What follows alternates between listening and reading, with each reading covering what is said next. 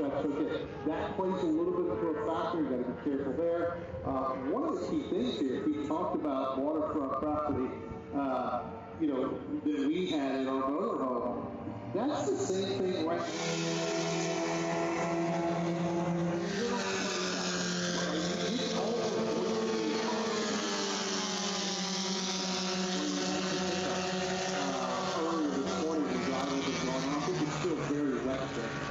So it was very, kind of at the point where, we had to do some pickups for a little bit.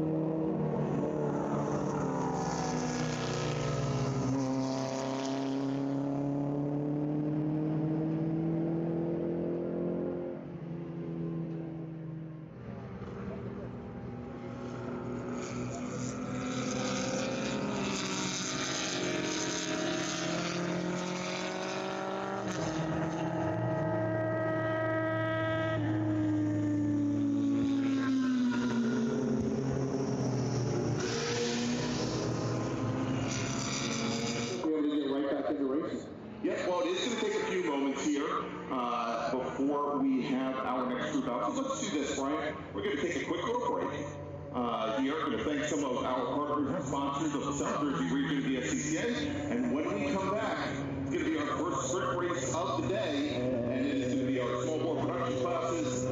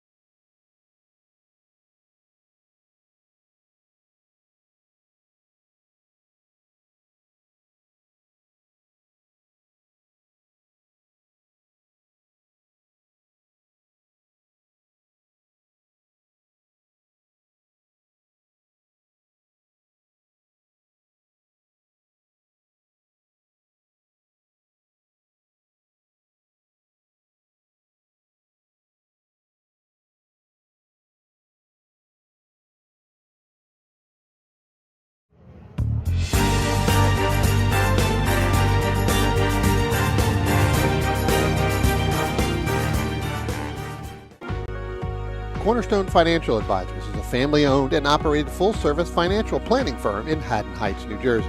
Advising clients throughout the country for over 33 years, certified financial planners Michael and Shauna Lamena offer a comprehensive financial planning service including retirement investment, life insurance, and estate planning to both individuals and businesses.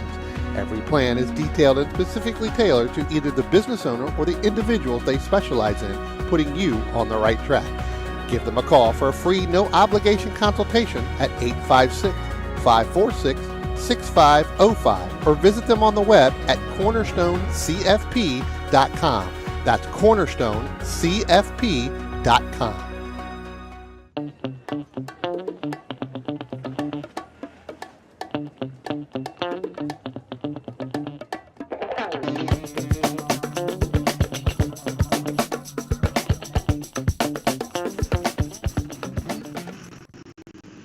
If you like what you see today, become part of the action by joining Sports Car Club of America.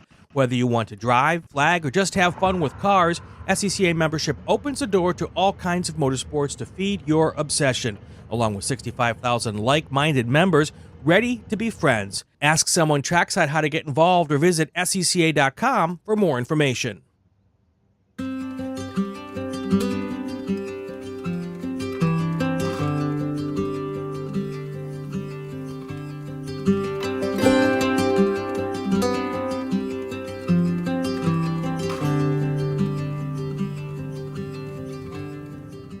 What does it take to be America's largest Corvette dealer? At Ciocca, it starts with our premier selection of new and certified Corvettes on the lot or custom ordered with new vehicles arriving every day. Add in the country's most experienced team of specialists to help you find the perfect ride, along with the confidence that you're doing business with a company that shares your passion for excellence. Find out more at CioccaCorvette.com, or better yet, come to America's largest Corvette dealership, Ciocca Corvette in Atlantic City.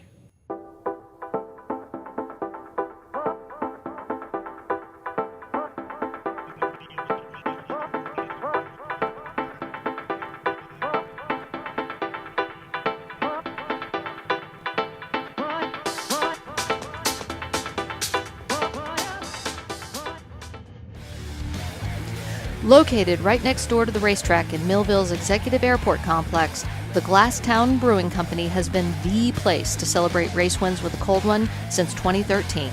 As the only microbrewery here in Cumberland County, Glasstown cans and kegs close to 20 different beers on a rotating basis. Share a flight with friends inside or outside at one of the mini picnic tables where the history of flight is just feet away. And don't forget to buy a six-pack or a growler for the house. Glasstown is open Tuesday and Wednesday from 2 until 8, Thursday through Saturday from noon until 9, and Sunday from noon until 7. To find out more, visit their website at glasstownbrewery.com or on Instagram at Glasstown Brewing.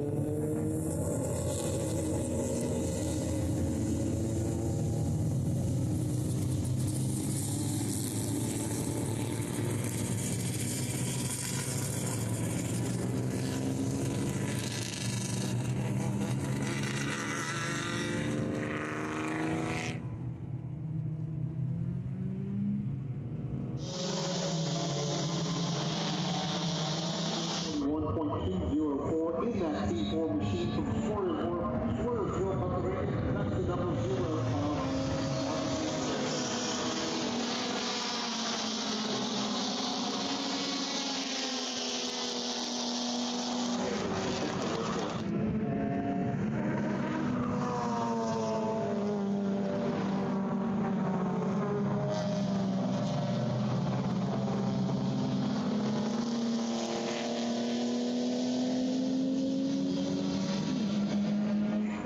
My understanding is that car is now for sale as our second group now. Green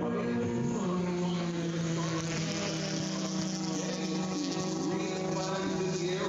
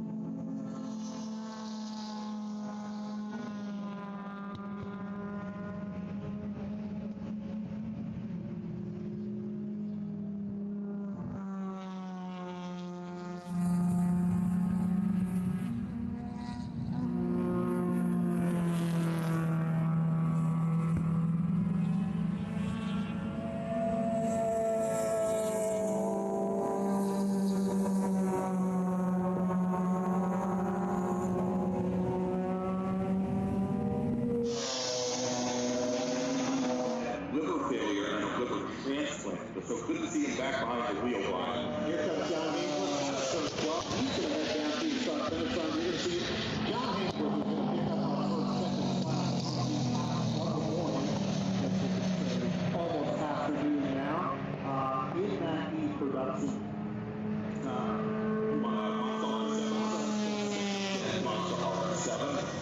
Beautiful car, John. Last year at the Virginia International Raceway as we wait for Marcelo, who is running second currently. I think Mark has already gone by.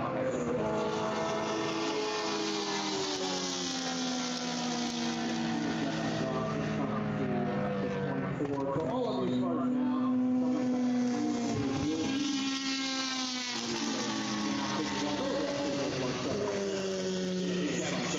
So Mark was still on the lead lap, and I think almost everybody else a full lap down. So let's do this. Order 5 laps.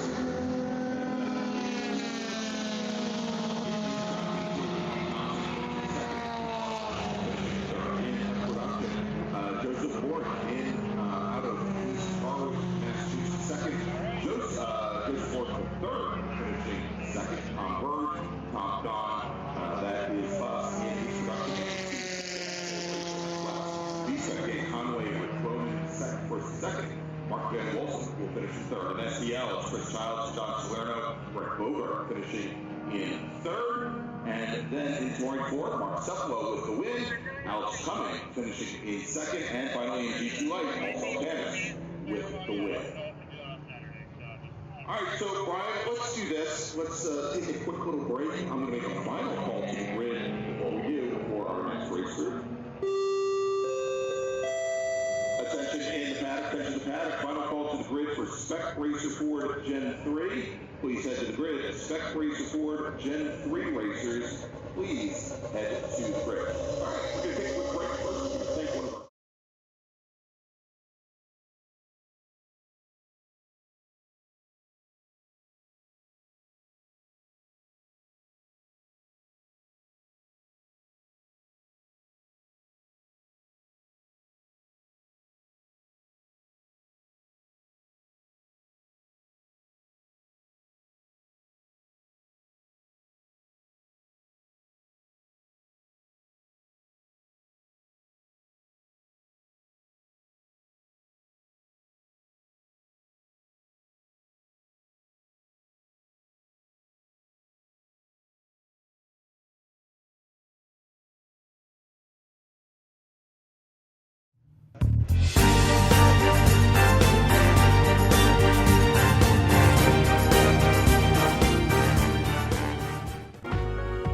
Cornerstone Financial Advisors is a family-owned and operated full-service financial planning firm in Haddon Heights, New Jersey.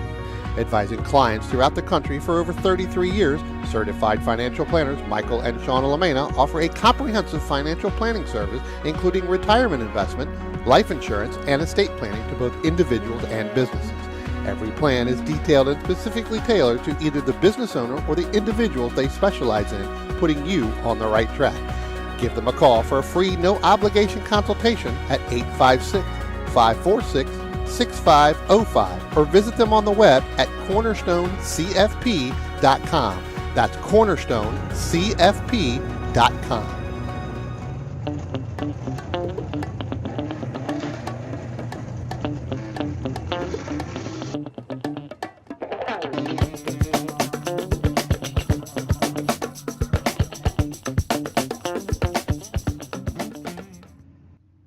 If you like what you see today, become part of the action by joining Sports Car Club of America. Whether you want to drive, flag, or just have fun with cars, SCCA membership opens the door to all kinds of motorsports to feed your obsession, along with 65,000 like-minded members ready to be friends. Ask someone trackside how to get involved or visit SCCA.com for more information.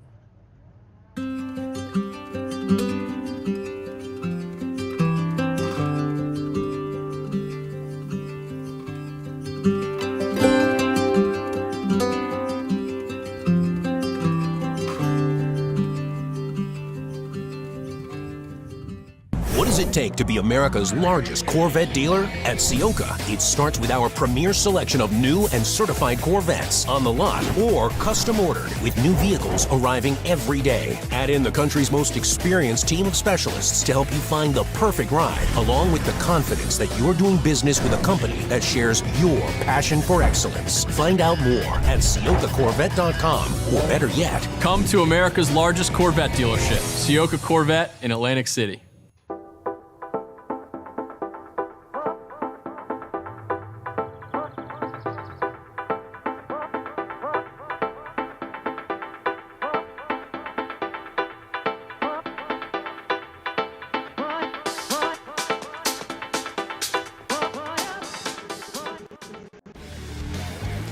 Located right next door to the racetrack in Millville's Executive Airport Complex, the Glasstown Brewing Company has been the place to celebrate race wins with a cold one since 2013. As the only microbrewery here in Cumberland County, Glasstown cans and kegs close to 20 different beers on a rotating basis. Share a flight with friends inside or outside at one of the mini picnic tables where the history of flight is just feet away. And don't forget to buy a six-pack or a growler for the house. Glasstown is open Tuesday and Wednesday from 2 until 8, Thursday through Saturday from noon until 9, and Sunday from noon until 7. To find out more, visit their website at glasstownbrewery.com or on Instagram at Glasstown Brewing.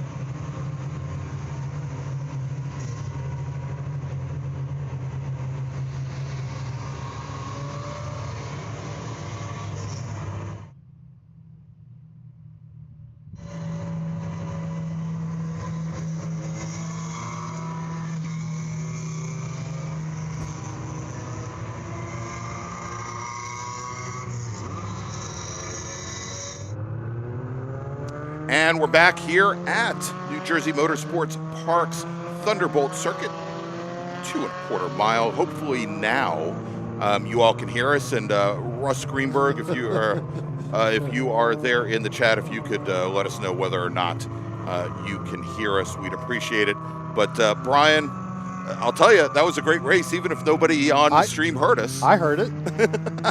I heard it. So Matt heard it. I know Matt heard it. That's right. So congratulations. Congratulations to our winners, and thank you all for giving us likes just because you didn't hear our voices.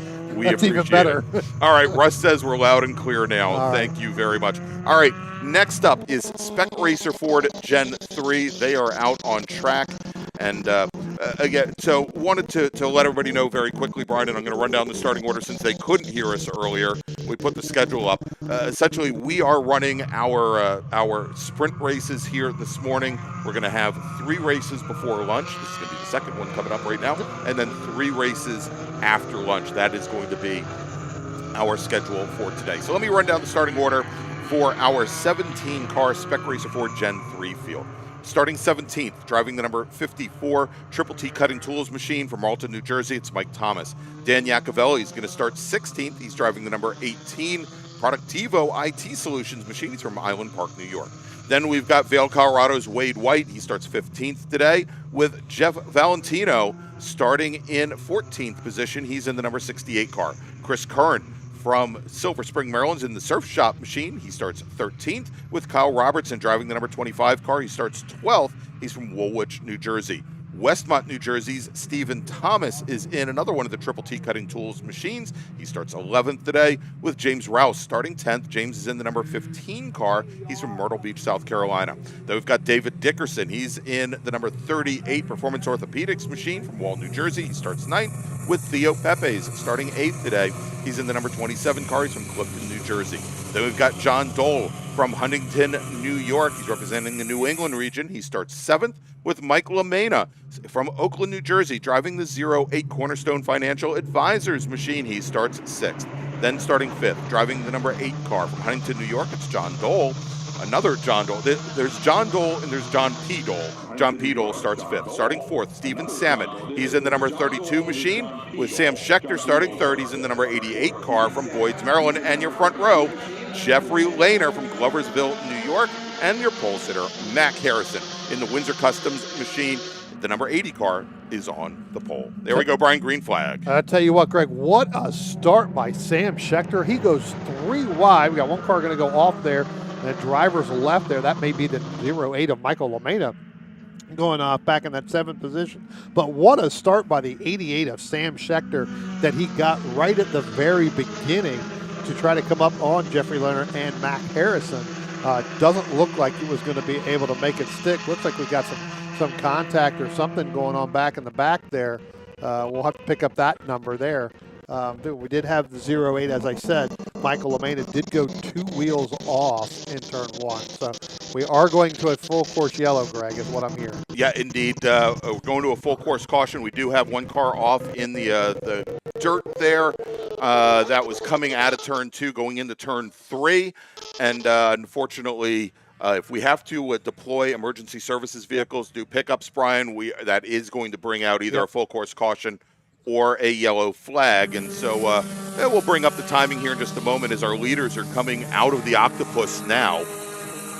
And we'll see them come onto the front straight to complete lap number 1. And when they do, we'll give you the rundown. You can see the emergency services vehicles now responding as they have now deployed. And as our leaders come across the line, it is Jeffrey Lehner who started on the outside of the front row. He is your leader. Mac Harrison second, Sam Schechter. That makes up your top 3. Then we have Theo Pepes, Brian, who started off 8th today. Gets around Steve Samet, gets around John P. Dole, David Dickerson, Jeff Valentino. I was about to say Jeff Vallejo. We'll see him in the small bore open, the small open wheel group. But Jeff Valentino running 8th, Stephen Thomas and Mike Thomas rounding out your top 10. Right. Now it looks as though the 2 drivers, we talked about Mike LaMena going off early on, Brian. Chris Current, our other driver in the 01 machine. And I'd watch out. Chris Current is one of our stewards here this weekend, I think. I don't know if I'd want to run him off the track, but he is also showing as not having crossed the start-finish line. So, I want to apologize. Apparently, we had some audio issues during the first race. And so, again, we're going to be running 3 races before lunch here, 3 races after lunch. That'll be the action here today. And then we are scheduled to start tomorrow morning at 9 a.m. with our feature races. All of the races today, they are 20-minute timed races. This group here, when they went out this morning, Greg, it was completely wet, right? It was, and not damp. It was completely wet. Yes, very wet. These guys were out on full wet rain tires. So now you come out and you've got a dry track where you have set your car up for qualifying on a wet track. It changes, and so this could be a product of just not able to get into that corner and potentially, some contact here and there. Yeah, indeed. Indeed, that could very well be the case. And so on track now, of course, we've got Mac Harrison is your leader, or probably Jeff Lehner is your leader, then Mac Harrison second, pardon me. So Sam Schechter, who started 3rd, he is your 2023 Mid-Atlantic Road Racing Series Spec Racer Ford Gen 3 champion. And so he's also been splitting time. Last year ran a number of majors races. Well, finished 8th at the runoffs last year in a huge field. Right. And obviously looking to go and not only repeat, but go back to the runoffs this year. Of course, this year the runoffs at Road America, the National Park of Speed. Yeah, I tell you what, on the start of this race, Sam Ciocca, as I said, got a great jump on Lerner and Mac Harrison. But when he went down into turn 1, he was all the way over driver's right because they weren't going to give that up either. And next thing you know, you end up where he had to get harder on the brake going into that turn 1, Greg, and basically lost that momentum where they didn't have to. And so that dropped him back into that third. But had he been able to keep up that momentum, I think that Sam Ciocca, he could have come out on the lead here early on if he'd done it. But again, that's that opening start, try to get that jump, it just didn't stick, and that could have been a product of setting it up from a wet setup to a dry setup. You got those different scenarios, and that car just didn't handle getting through there. Attention in the paddock. First call to the grid for race group number 3, Spec Miata and Spec MX-5. Please head to the grid. Spec Miata and Spec MX-5 racers, race group number 3. Please head to the grid. All right, so we've got 2 laps in the books here, Brian, but more importantly, since these are timed races, about a little bit over 5 minutes, close to 6 minutes now of race time complete, as we still have the emergency services teams working to pick up both the LaMena and the current machines. And I believe, from looking at the original order here, Brian, of course, LaMena started in 6th, current much further back in 13th. I'd be very surprised if they were involved in the same incident. Sounds like 2 different things that may have happened. May have been, right? Yeah. Like I said, I know that the 08 there of LaMena went off, got 2 wheels off, drivers left, coming through turn 1, and then I think coming up the hill, just not able to hold on to it, and then ended up going off there. So we'll have to see. So. All right, we see. We're seeing some of the emergency services vehicles there over. Looked like over by turn 3, I think it was. Looks like they should be able to get that cleaned up here momentarily. I think we still have 1 vehicle that's still maybe down. Actually, I think all the vehicles now are gone. So we'll see when they come back. They come back around. I think we should be able to go racing pretty quickly. So looks like we've gotten a lot of potential passing under the yellows here, Greg. That's what we're hearing. Our headsets are going crazy behind the scenes. So we'll, a lot of numbers being called out. So this could be an interesting factor of kind of what's going on here. I think that we'll get it straightened out here. I think we'll hopefully not this time by, but I think next time by, we're able to get back to green flag racing. Matt's getting a lot of Matt. Now you know what double yellow means here, and you got to sit there and just keep pushing the button. You know what? And actually, Brian, because nobody heard us introduce him for the first time, want to welcome everybody and give him a big round of applause. And in the chat, and also if you like everything that he's doing, make sure to give us a big thumbs up. We got Matt Wakowiak here joining us in the booth. He's our director this weekend, and for the first time working with 2 very difficult people to work with. That would be Brian and I. He is doing a very fine job. Poor kid's going to be on medication by Monday morning. That's right. Having to deal with us. That's right. He's over there laughing. He's trying not to laugh. It's okay, Matt. You can laugh. Great to have him up here. I tell you what, he is, kind of going through this. We're throwing him to the wolves, and when you get to the SM, and Greg starts talking about the chats with, especially some individuals from out in California, they'll throw you to the wolves really quick. So, like Greg said, if you like what you see, you like what you hear, give us that thumb up, smash that subscribe button, pound that notification bell, and you'll know every time we are on air, coming to you live from a racetrack. At some point, we will be at a racetrack. That is right. All right. So the field now coming out of turn 3. We think that we're going to be checking to see if the lights are out on the safety car, and I believe, Brian, that they are. We'll have to see when they get. I think they turn them off right as they get out of turn 5 or back on the backside back there. It doesn't look like they are right now, so I think they may do it actually as you come out of 6 and 7. It was either that or there we go. Lights are out on the pace car, Brian. We're going back to green flag racing this next time by with it'll be just a touch under 10 minutes remaining on the clock when they get the green flag.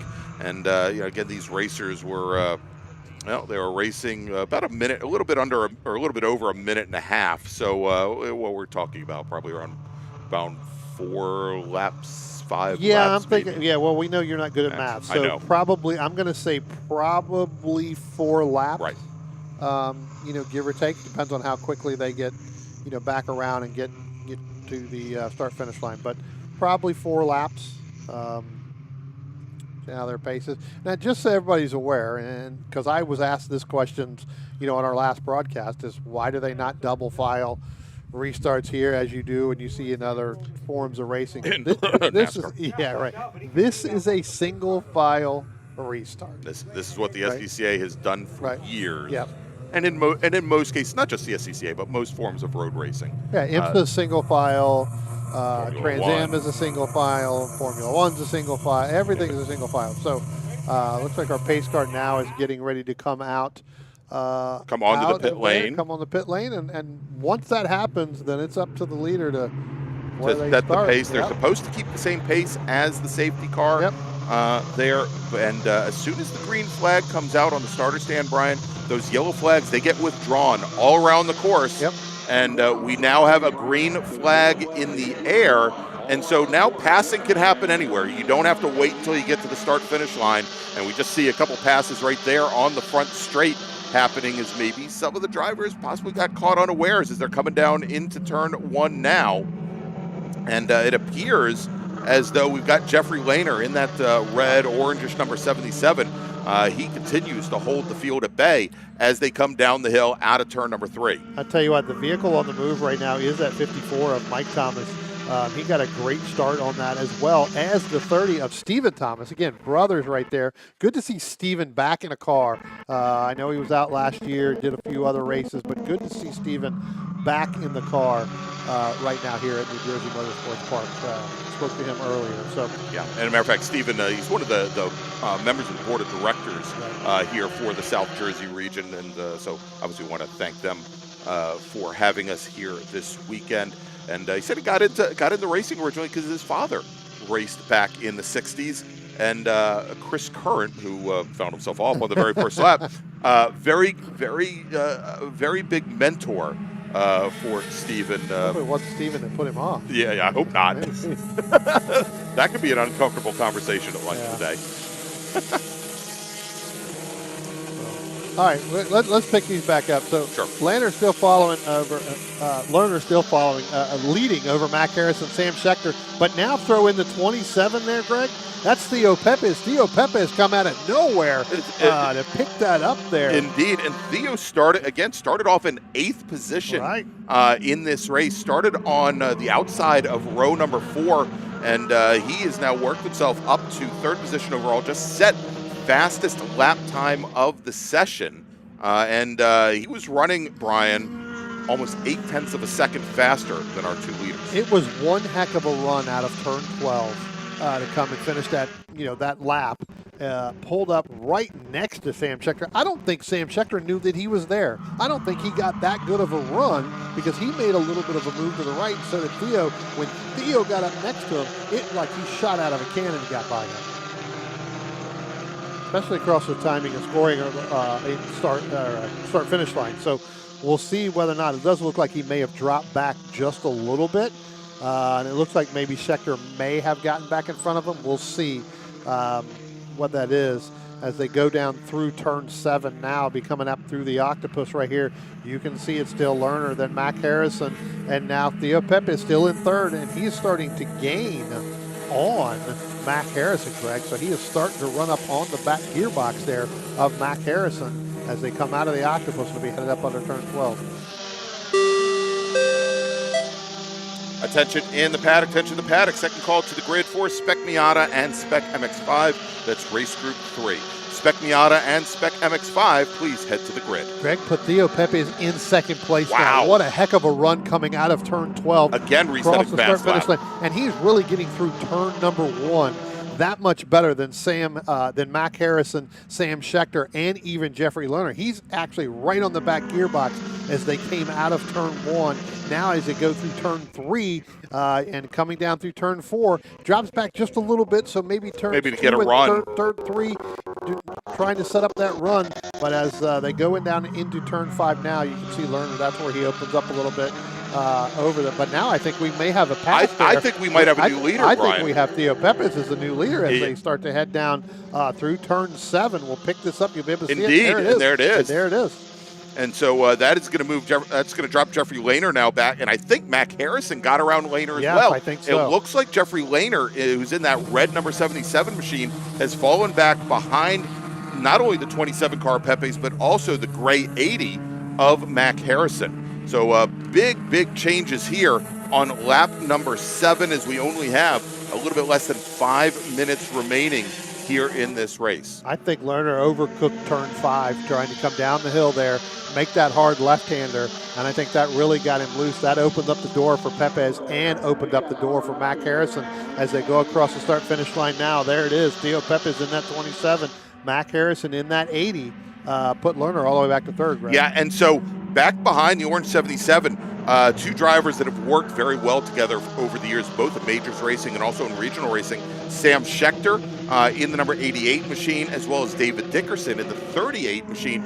They are nose to tail, and it looks like they are trying to draft up to Lehner to get in position to fight for essentially the last step on the podium right now. Dickerson just reset the fast lap of the session, and he was almost 3/10 faster than what we saw Theo Pepes run just a lap before.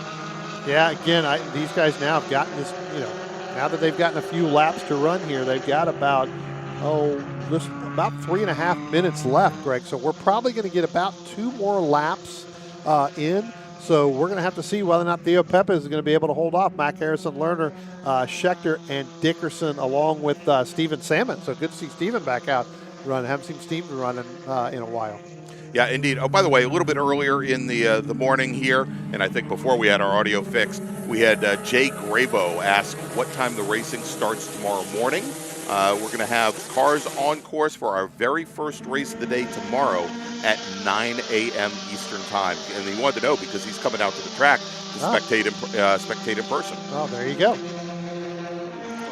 As our leaders cross the start-finish line here now again, Theo Pepes opening up by about 0.4 of a second over Mac Harrison, and then another 0.7 of a second to Jeffrey Lerner. So again, Dickerson, while he was closing the gap on that lap, Greg, just didn't get to where it is. There's still that little bit of a gap between there. As you look at our overall leaders now, they come out of turn 3, head down the hill. They'll be coming down into turn 4 and turn 5. There you see Pepes. They're opening up a gap over Lerner. So Pepes and Harrison starting to work together to get through turns 4 and through turn 5. Like we got Sam Schechter may have had a little bit of an incident there. I think trying to avoid some stuff, and he has dropped all the way back to 5th now, Greg. So yeah, and the issue is, Brian, actually David Dickerson spun his car, and Sam Schechter had to go and avoid there. So we may see a new 4th place runner, as Dickerson had been running 4th at the time. And we'll have to see how far he drops back, and that couldn't have happened at a worse time as we're getting down into the final laps of the race here. Yeah, we start to see now as everybody, huge gaps as they all went to avoid the number 38 car. As our leaders now are onto the front straight, and Brian, I believe that the next time by, whether it be Theo Pepes or Mac Harrison or Jeffrey Lehner, whoever our next person is, next time by, they're going to get the white flag. Yeah, I believe so. And I tell you what, you talked about that Schechter and the Dickerson, or the Dickerson spin and the Schechter moving away along with everybody. That gives you another 4th place car. That's the 32 of Steven Salmon. So Steven Salmon moving all the way up from 6th now up to 4th place. Moved Dickerson back to 7th, Schechter back to 6th. Now they've regrouped. They're continuing on the racetrack, so we'll have to see if they're able to reel in Steven Salmon. I don't believe so, but I tell you what, I do believe Steven Salmon is starting to reel in Jeffrey Lerner in that 77 machine. Yeah, matter of fact, that last time by, Brian, he was, they ran almost identical lap times within a couple hundredths of a second of one another. And look at this now as they come into the Octopus. They are lined up practically nose to tail. Let's take a look as they follow through here as we've got this twisty, windy little section here, the Octopus, and they're pretty much locked nose to gearbox. Yeah, right now, Lerner still ahead of the 32 of Steven Salmon. Then you got to go back a little bit more. That's John P. Dole in the 8 machine. While they're going to battle, that's going to bring John P. Dole up into there. Exactly. I think by the time we get to it, white flag is now going to be out as they cross the start-finish line. There you see it. So we are working our last lap here. Again, that Steven Salmon and that Jeffrey Lerner battle, that is now headed down into turn 1. That's going to be for the last podium spot as they come out of turn number 1 and head up over the hill to turn 2 and turn 3, Greg. I tell you what, Steven Salmon, not on the back gearbox, he's under the rear gearbox. He's under the gearbox. Of the 77 of Jeffrey Lerner.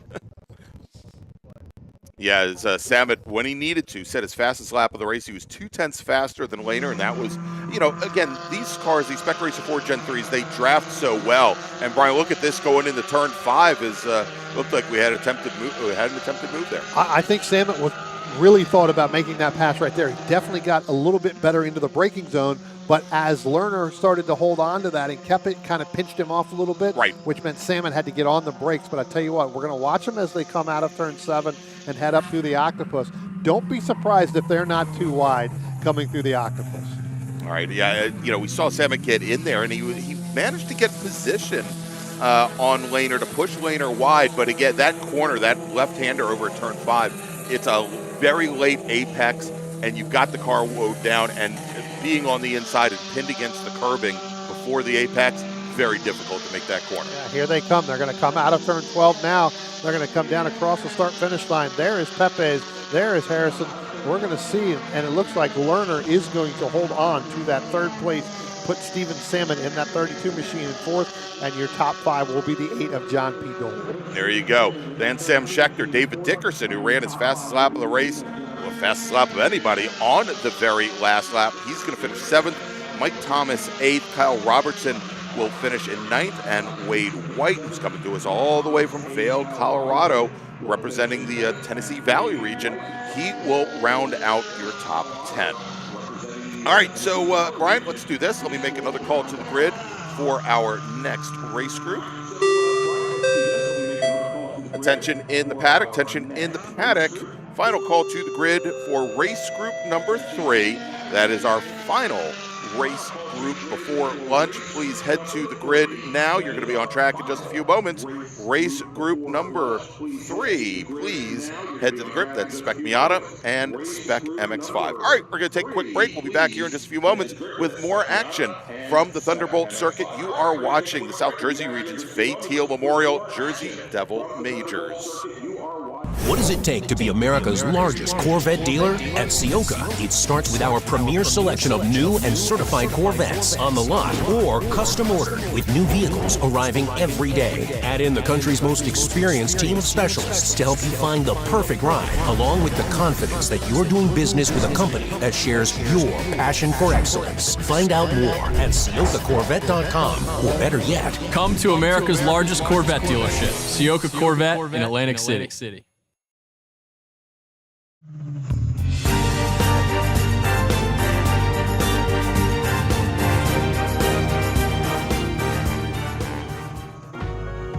Cornerstone Financial Advisors is a family-owned and operated full-service financial planning firm in Haddon Heights, New Jersey. Advising clients throughout the country for over 33 years, certified financial planners Michael and Shauna Lamena offer a comprehensive financial planning service including retirement investment, life insurance, and estate planning to both individuals and businesses. Every plan is detailed and specifically tailored to either the business owner or the individuals they specialize in, putting you on the right track. Give them a call for a free, no-obligation consultation at 856-586-5255 546-6505 or visit them on the web at cornerstonecfp.com. That's cornerstonecfp.com.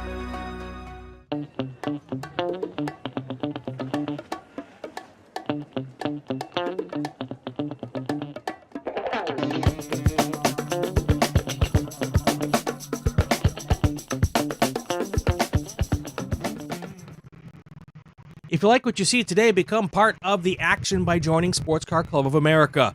Whether you want to drive, flag, or just have fun with cars, SCCA membership opens the door to all kinds of motorsports to feed your obsession, along with 65,000 like-minded members ready to be friends. Ask someone trackside how to get involved or visit SCCA.com for more information.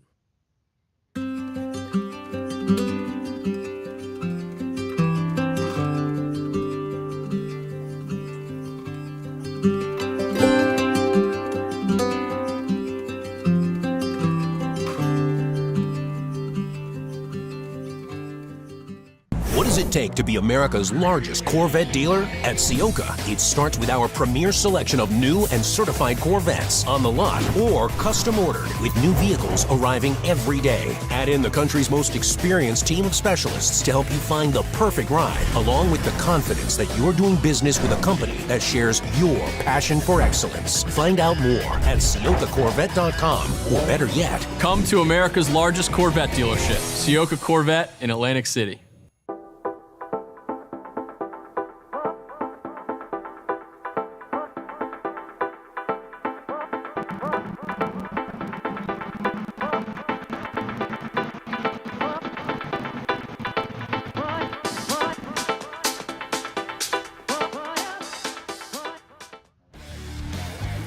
Located right next door to the racetrack in Millville's Executive Airport Complex, the Glasstown Brewing Company has been the place to celebrate race wins with a cold one since 2013.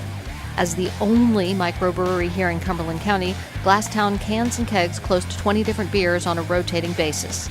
Share a flight with friends inside or outside at one of the mini picnic tables where the history of flight is just feet away. And don't forget to buy a six-pack or a growler for the house. Glasstown is open Tuesday and Wednesday from 2 until 8, Thursday through Saturday from noon until 9, and Sunday from noon until 7. To find out more, visit their website at glasstownbrewery.com or on Instagram at Glasstown Brewing.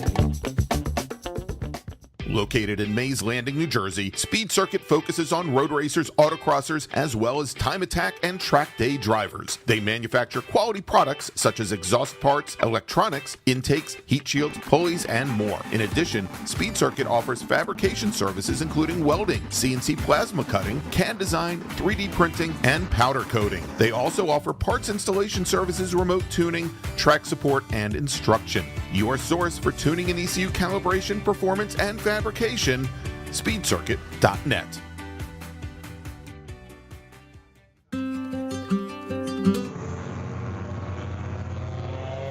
All right, everybody, and welcome back to New Jersey Motorsports Park's Thunderbolt circuit, the Fay Teal Memorial Jersey Devil Majors. I'm Greg Ginsberg, along with Brian Donati, and of course we've got Matt Koviak here with us as well. And Brian, we have coming up our last race of the morning. We're going to, after this race, going to take a break for lunch, about an hour. We're going to come back. We're going to bring you 3 more races. But first up, Spec Miata and Spec MX-5 Challenge. If you look at our timing and scoring there on the screen, you can see the 2 guys in red. Well, there are Spec MX-5 drivers, and white are Spec Miata. There you go. All right, so let's run down the starting order. We've got 11 Spec Miatas. We've got 2, as we show you there, 2 Spec MX-5 Challenge drivers. And starting, we'll give you the Spec Miata drivers first. Starting 11th on the grid in Spec Miata, driving the number 88 car, is Michael Lamena, who had to hoof it back over from out in the grass all the way out of turn 3 back to the pit lane so he could get into his Spec Miata. Stephanie made him run. I'll bet she did. Brian Hune, we saw him just a little while ago in STL. He's going to be racing the same car in Spec Miata, the number 122 car out of Galloway, New Jersey, starts 10th in class. Tom Gahn out of Winmore, Pennsylvania. He will be starting 9th in class. He's in the number 49 car, and he represents the South Jersey region, as do Mr. Hune and Mr. Lamena.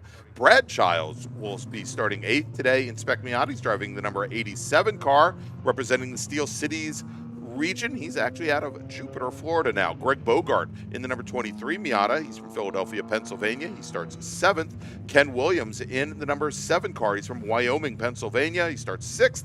Ted Miletus will start 5th today. He's in the number 81 car and represents the New York region. Nicole Cooper-Cephalo, great to see her on track today. She is going to start 4th in Spec Miata. She drives the number 82 car. She's from Mountaintop, Pennsylvania.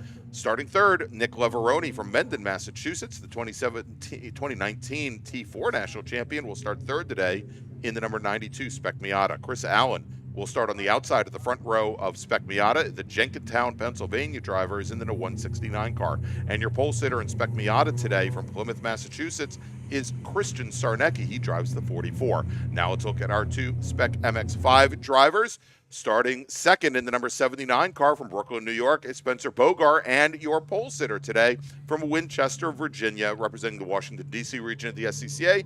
The number 24 car is driven by Camden Gruber. Groups are just now. There's our pace car taking down the pit lane. There goes our 2 SMX drivers with Gruber and Bogart. They are now getting ready to take the green flag. Then our Spec Miata racers. And green flag is in the air. We can kind of see it being waved there, Brian. The little edge of it there. There you go. And Gruber and Bogart dead even as they come across the start-finish line as our Spec Miatas now get the green flag as they are heading down, about 30 car lengths behind there as they head into turn number 1. And it looks like Sarnecki takes the point there from Chris Allen as they come through turn 1 and start to make their way up a very slight hill to turn 2 and then drop right back down into turn 3. Tell you what, as they took the green flag, you had the 7 of Ken Williams pushing the back end of Nicole Cooper-Cephalo in that number 82 machine, Greg. They were drivers left trying to get as much momentum as they could to try to work themselves back up. It looks like that may have stalled out a little bit when they went down into turn 1, but now it looks like Cephalo has now gotten around and in front of Ken Williams and putting a couple vehicles in front of her, or behind her. I believe that's the Ted Matias in the 81. Yeah, we'll see there Ted Miletus as he comes around. Here's an interesting fact, Brian. You know, we've talked about this. As a matter of fact, I think we had this conversation on the drive up here to New Jersey this weekend about what is more expensive than racing cars, or what is more time consuming than racing cars. There are 2 different things: owning boats and owning motorhomes. Obviously, don't get me going there. So Brad Childs, who is in the white with blue number 87 car, he's in like the classic Mazda livery, and we said that he's coming up here from Jupiter, Florida. In his spare time, and I say his spare time when he's not a race car driver and a Spec Miata racer, he is a boat captain that does celebrity tours down in the Jupiter, Florida area, and he has he's opened up, he's given us an open invitation, Brian, if we want to come down and join him anytime we go down to Miami or Sebring or one of those, and he will be happy to take us out on his tour boat. August 4th, baby, I'm coming. There you go. Get my next get open ready. weekend. And by the way, Brad goes by Dude Bro. So I think That's it's more thing. like Dude Bro. Yeah. So now you know how to get a hold of him here. As our racers now have completed lap number 1, and still pretty darn close in SMX with Gruber leading Bogar across the line, and in Spec Miata, Spec Miata doing Spec Miata things. Sarnecki, Allen, Leveroni separated now only by somewhere along the lines of 0.7 of a second, and Leveroni was actually up on the quarter panel of Chris Allen when they crossed the line to complete lap number 1. Yeah, no, good run there. Both of those cars evenly matched all the way across, and evenly matched drivers. So as we look at our SM class going out through the Octopus now, you can see a lot of nose to tail battles there. Michael Amena, we talked about him earlier on, and we talked about at the beginning of this race. Started dead last, didn't really get a good qualifying lap out in the wet this morning. He has moved all the way up to 9th with that lap, still sitting in 9th, right behind Tom Gahn. Nicole Cooper-Cephalo there sitting in the 7th position as they are going to come across the start-finish line. And that's overall, Brian, of course. Yeah.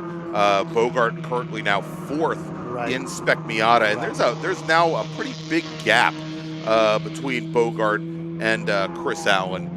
There is the top 3 as we were following the action here. The top 3 in Spec Miata are practically all nose to tail. But now, as we just see coming out of turn 3, they'll be heading into turn 4. Actually, I think they just passed it to turn 4. Let's check over at turn 5 here as they all come down into the braking zone. There you go. We've got Bogart, Nicole Cooper-Cephalo, Tom Gahn, Michael Amena. I think Ted Miletus is in that group as well. Tell you what, one driver we haven't talked about this morning, Greg, and he didn't really even go out very much for qualifying, and that was the 92 of Nick Leveroni, who ended up going out for a hot lap or a whatever lap you want to call that right before we came on air just to check something out. So obviously had a problem with that race car earlier this morning. He is now coming out through turn 12 now, so we'll pick them up there. He is in line there with Zarnecki and with Chris Allen. The lap before that, Leveroni was pushing Chris Allen down the front stretch to try to catch Zarnecki. Zarnecki had a pretty big lead going through there. So, yeah, so that is turning out certainly to be a great fight so far here early on with the top 3 cars now separated, Brian, by only 0.4 of a second total.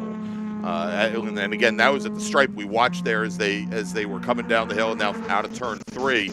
It's a lot less than that now. Well, I tell you what, they're actually going to come back on the back bumper here. There's still a little bit of a gap, but as the laps continue, you can see it right there. There's Spencer Bogart going in that 79 machine going through turn 5. Now you've got the 3 SM leaders of Zarnecki, Leveroni, and Allen.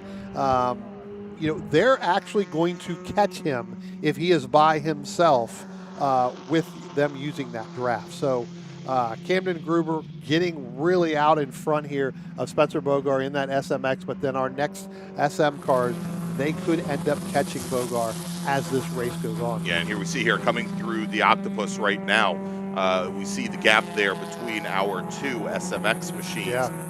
Gruber had a couple seconds at the line to complete lap number 2 or complete lap number 3, and as they come across the line now, complete lap number 4. Let's take a look at that gap. It is now almost 5 seconds exactly, Brian. Yeah. As our leaders in Spec Miata now coming across the start-finish line, and Brian, it was 0.4 of a separation between the top 3 cars on the previous lap to complete lap number 3. It is now 25 hundredths of a second. It's a quarter of a second separating the top 3 cars as they come over the crest of the hill. And now we have a new leader. Is Nick Leveroni is going to take the top spot over Christian Zarnecki in that 44 machine, as he got a great run coming out of turn 12 down the start-finish line and was able to make that pass going into turn 1.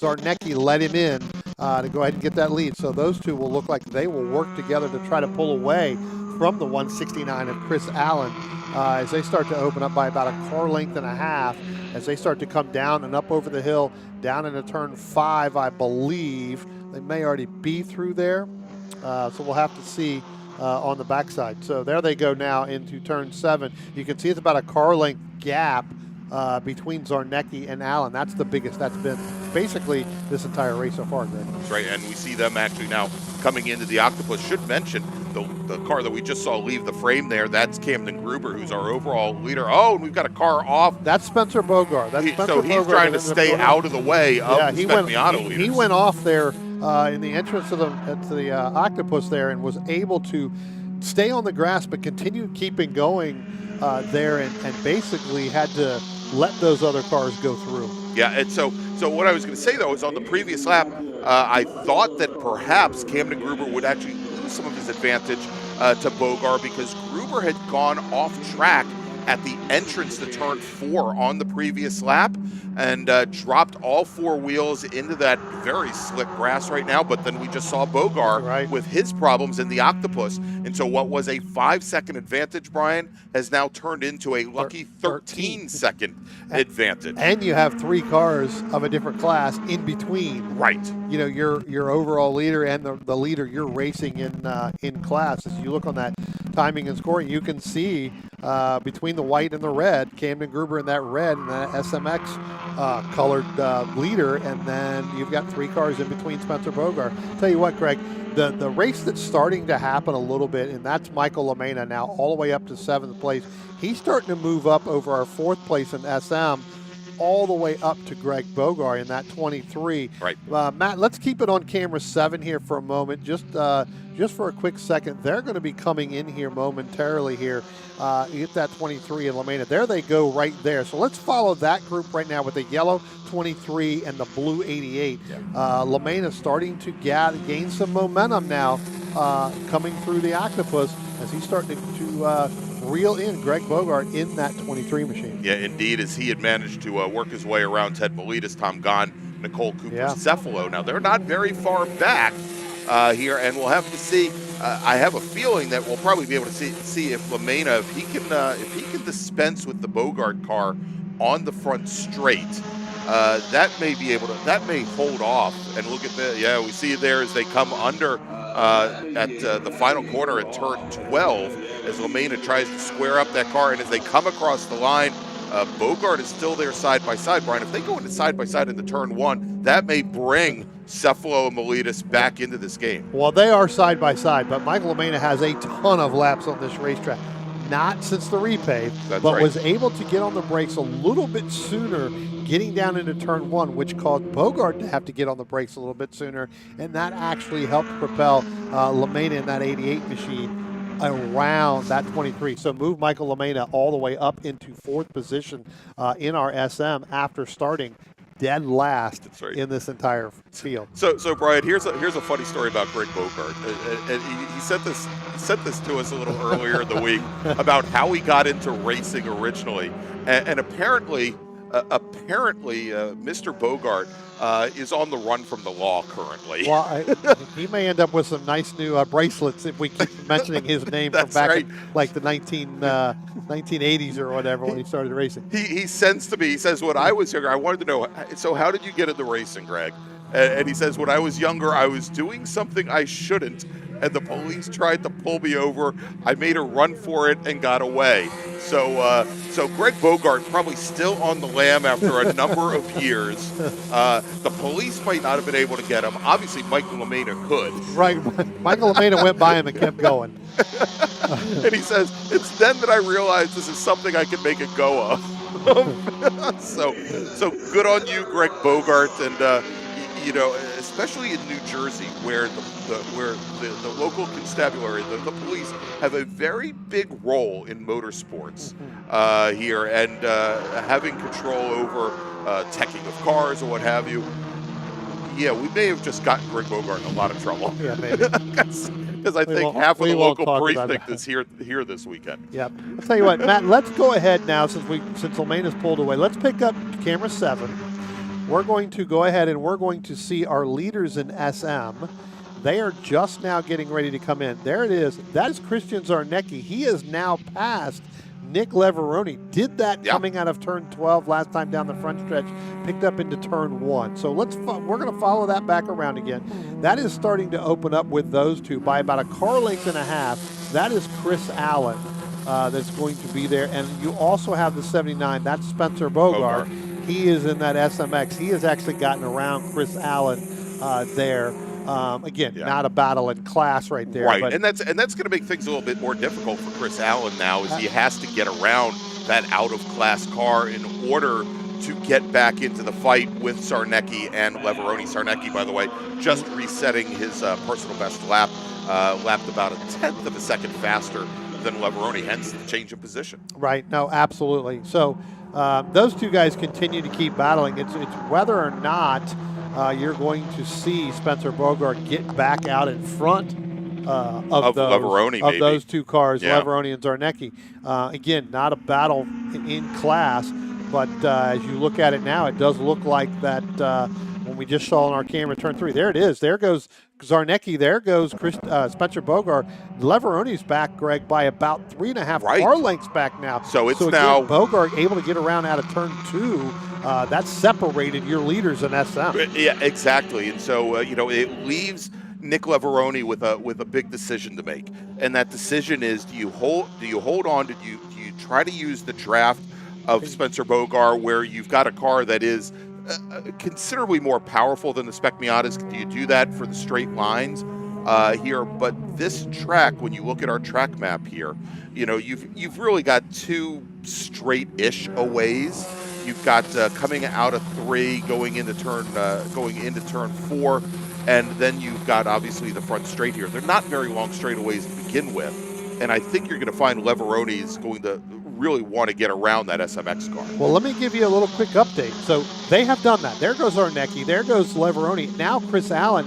Bogart now has dropped behind Chris Allen. So having some major issues getting through turn 7 down in through the Octopus. That has become Spencer Bogart's kind of kryptonite right now through this race, Greg, as he has dropped back behind Allen a little bit further. So we'll continue to keep following that. I think that's going to be the race right now. Everybody else behind that is kind of separated out a little bit from each other. Not a really big battle. We still have the battle going on between Greg Bogart and the 82 of Nicole Cooper-Cephalo. They just now headed down into turn 1, but let's pick back up here as Matt's doing here on turn 5, because I think Leveroni's going to end up running down Christian Zarnecki in that 44.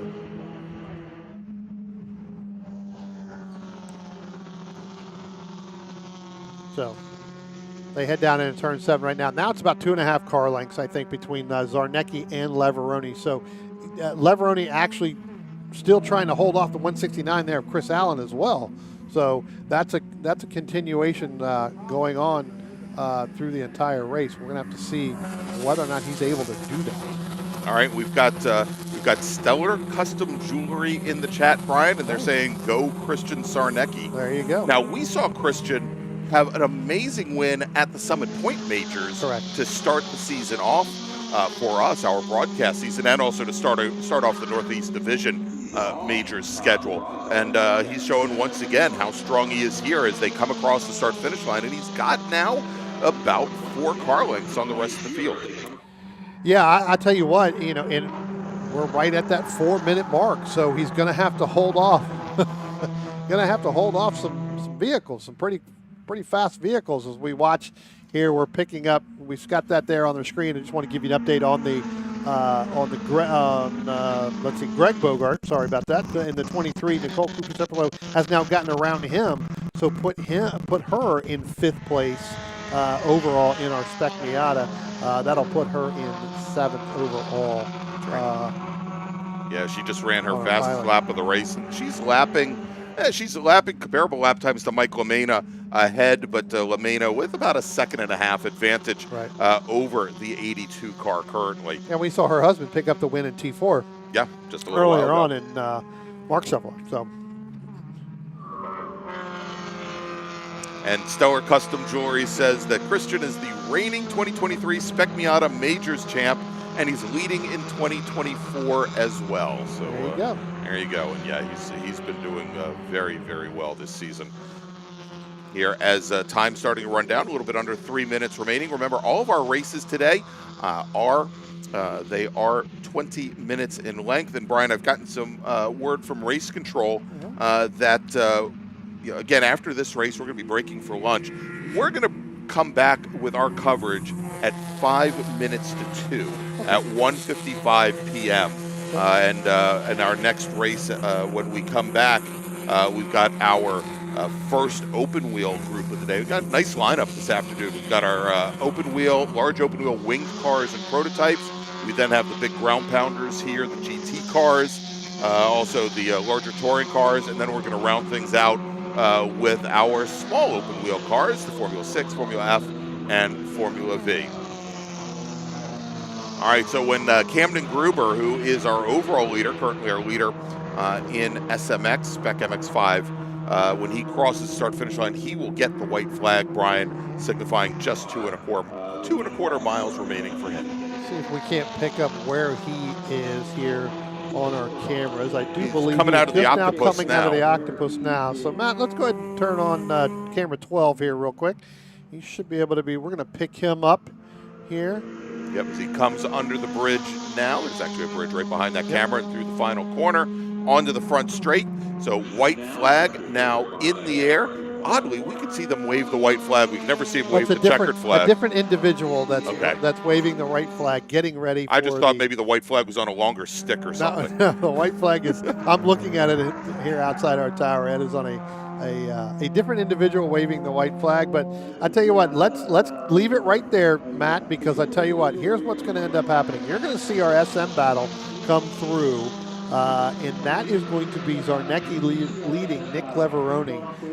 That is by less than a car length. And now, as you see coming out of turn one, it looks like Leveroni tried to make a move to go side by side with Christian Zarnecki as they come up over the hill and heading down into our turn three camera. You're going to see they're all three going to be nose to tail. Let's not throw out Chris Allen here, because if they start to get side by side anywhere, I think if anywhere, it could be under braking in turn and 5. Here, right? well, I thought we were going to see Leveroni make a move here. This is actually, that turn 4 is actually a pretty heavy braking corner, Brian, but now we see Leveroni tries to square up Christian Zarnecki coming through turn number 5 to maybe do it over under.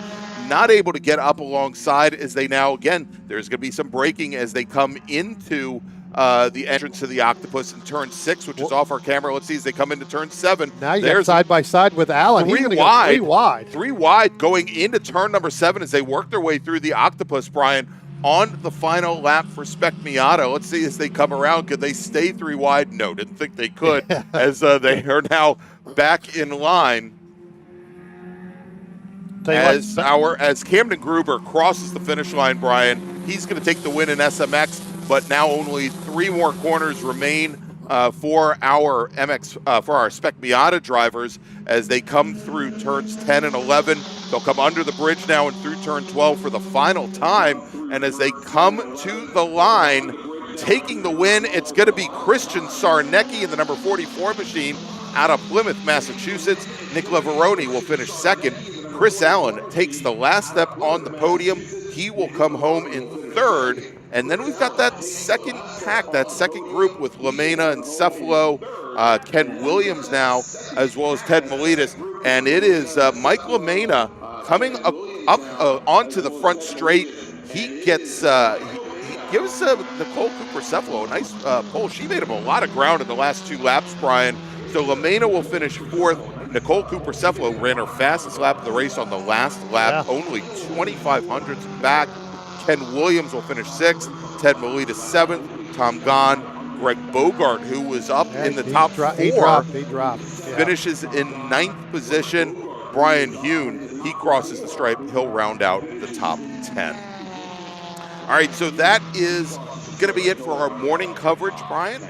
We've got 3 more races after lunch. Like I said, we're going to be coming back with coverage of our final 3 races this afternoon at 1:55 p.m. I'll tell you what, if you like what you've seen this morning, and if you really liked when you couldn't hear our audio, go ahead, give us a big thumbs up. Click that subscribe button and the notification bell. That way you can find out when we go live. We've got 2 more events at Summit Point Motorsports Park. We've got a Mid-Atlantic Road Racing Series event next weekend. We've got the Labor Day Mars Labor Day Spectacular over, oddly enough, Labor Day. And then we're going to wrap up the season right back here at Thunderbolt in early October. So definitely do that. You can find out every time we go live. All right, so we're going to thank some of our partners and sponsors, and we'll see you back in just about an hour. Thanks so much for watching, everybody. And this is the 2024 U.S. Majors Tour, the Fay Teal Memorial Jersey Devil Majors. Cornerstone Financial Advisors is a family-owned and operated full-service financial planning firm in Haddon Heights, New Jersey. Advising clients throughout the country for over 33 years, certified financial planners Michael and Shauna Lamena offer a comprehensive financial planning service, including retirement investment, life insurance, and estate planning to both individuals and businesses. Every plan is detailed and specifically tailored to either the business owner or the individuals they specialize in, putting you on the right track. Give them a call for a free, no-obligation consultation at 856-546-6505 or visit them on the web at cornerstonecfp.com. That's cornerstonecfp.com.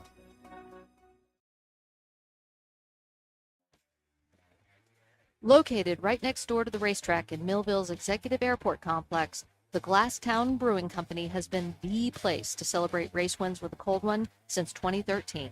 As the only microbrewery here in Cumberland County, Glasstown cans and kegs close to 20 different beers on a rotating basis.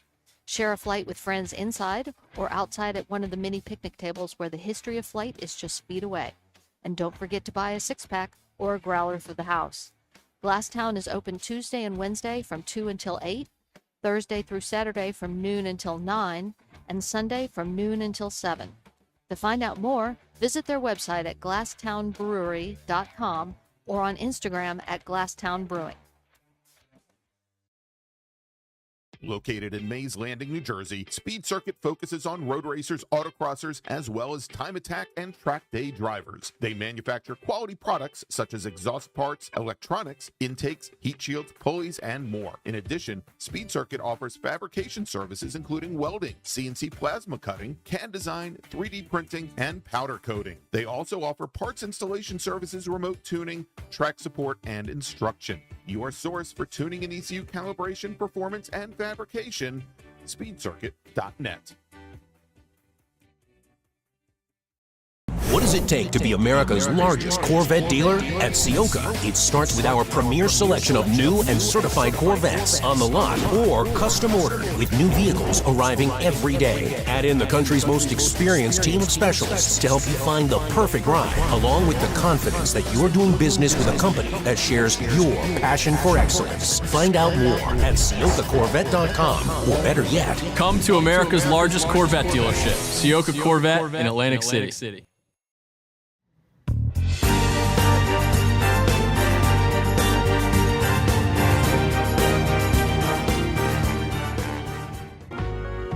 Cornerstone Financial Advisors is a family-owned and operated full-service financial planning firm in Haddon Heights, New Jersey. Advising clients throughout the country for over 33 years, certified financial planners Michael and Shauna Lamena offer a comprehensive financial planning service, including retirement investment, life insurance, and estate planning to both individuals and businesses.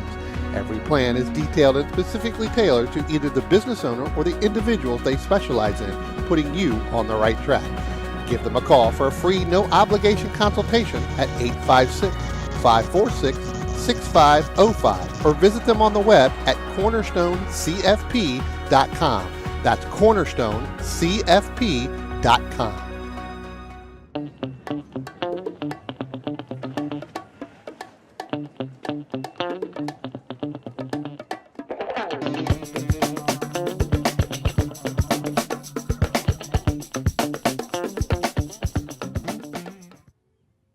If you like what you see today, become part of the action by joining Sports Car Club of America.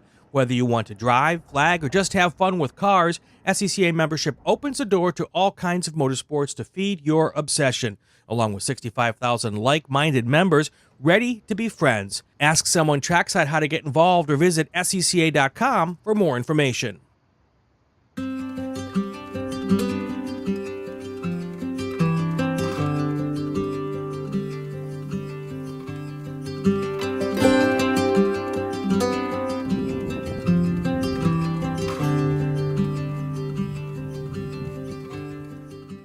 What does it take to be America's largest Corvette dealer? At Ciocca, it starts with our premier selection of new and certified Corvettes on the lot or custom ordered with new vehicles arriving every day. Add in the country's most experienced team of specialists to help you find the perfect ride, along with the confidence that you're doing business with a company that shares your passion for excellence. Find out more at CioccaCorvette.com, or better yet, Come to America's largest Corvette dealership, Ciocca Corvette in Atlantic City.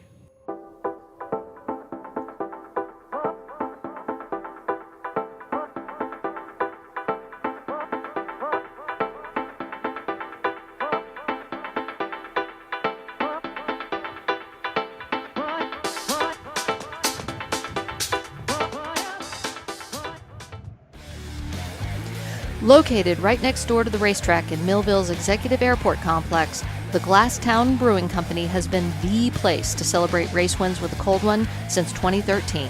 As the only microbrewery here in Cumberland County, Glasstown cans and kegs close to 20 different beers on a rotating basis. Share a flight with friends inside or outside at one of the mini picnic tables where the history of flight is just feet away. And don't forget to buy a six-pack or a growler for the house. Glasstown is open Tuesday and Wednesday from 2 until 8, Thursday through Saturday from noon until 9, and Sunday from noon until 7. To find out more, visit their website at glasstownbrewery.com or on Instagram at Glasstown Brewing.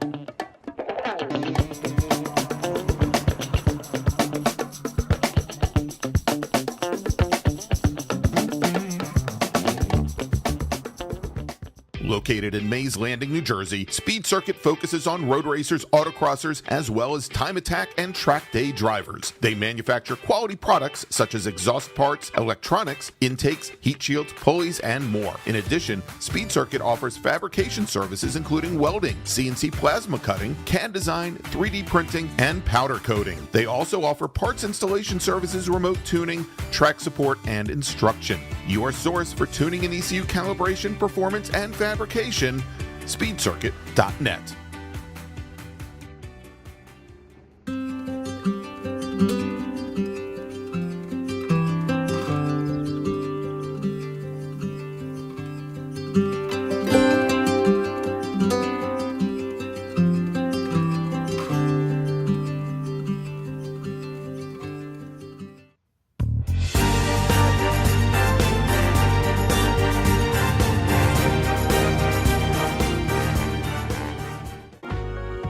Cornerstone Financial Advisors is a family-owned and operated full-service financial planning firm in Haddon Heights, New Jersey.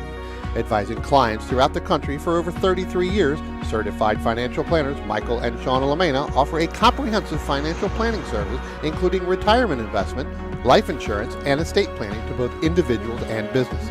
Every plan is detailed and specifically tailored to either the business owner or the individuals they specialize in, putting you on the right track.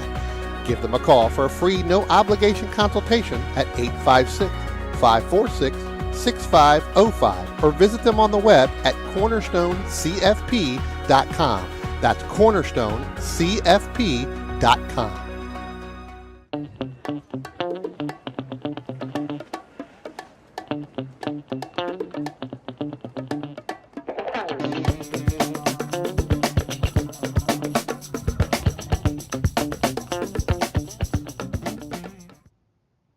If you like what you see today, become part of the action by joining Sports Car Club of America.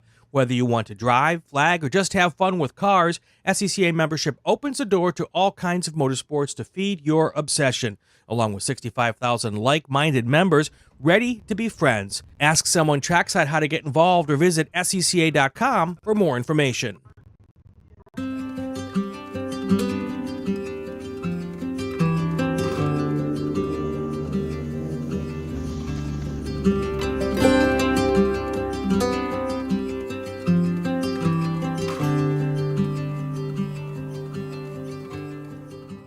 What does it take to be America's largest Corvette dealer? At Ciocca, it starts with our premier selection of new and certified Corvettes on the lot or custom ordered, with new vehicles arriving every day. Add in the country's most experienced team of specialists to help you find the perfect ride, along with the confidence that you're doing business with a company that shares your passion for excellence. Find out more at CioccaCorvette.com, or better yet, Come to America's largest Corvette dealership, Ciocca Corvette in Atlantic City.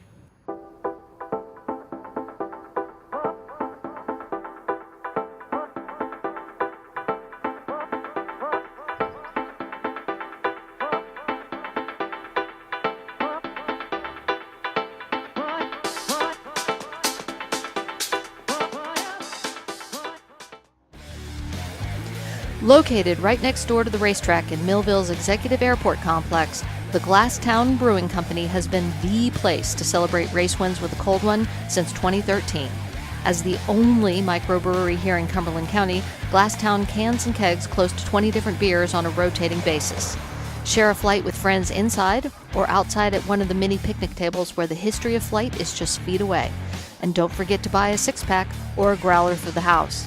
Glasstown is open Tuesday and Wednesday from 2 until 8, Thursday through Saturday from noon until 9, and Sunday from noon until 7. To find out more, visit their website at glasstownbrewery.com or on Instagram at Glasstown Brewing.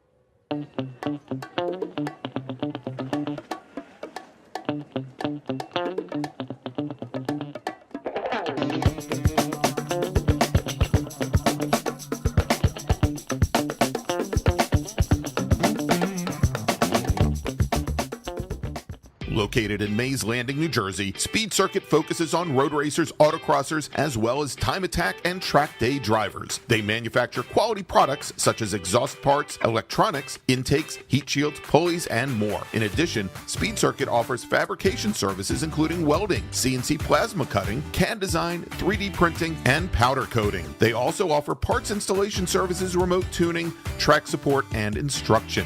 Your source for tuning and ECU calibration, performance, and fabrication, speedcircuit.net.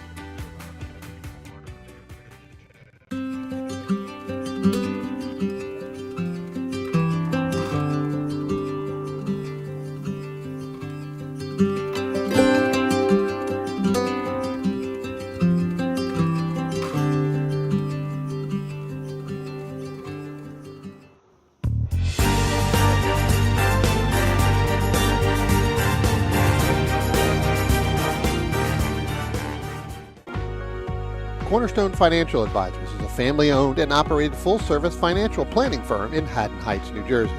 Advising clients throughout the country for over 33 years, certified financial planners Michael and Shauna Lamena offer a comprehensive financial planning service including retirement investment, life insurance, and estate planning to both individuals and businesses. Every plan is detailed and specifically tailored to either the business owner or the individuals they specialize in, putting you on the right track.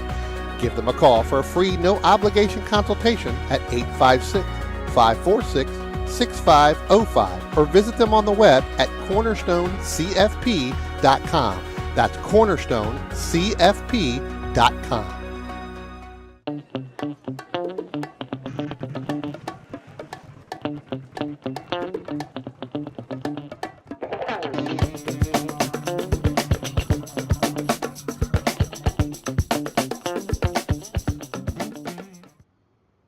If you like what you see today, become part of the action by joining Sports Car Club of America.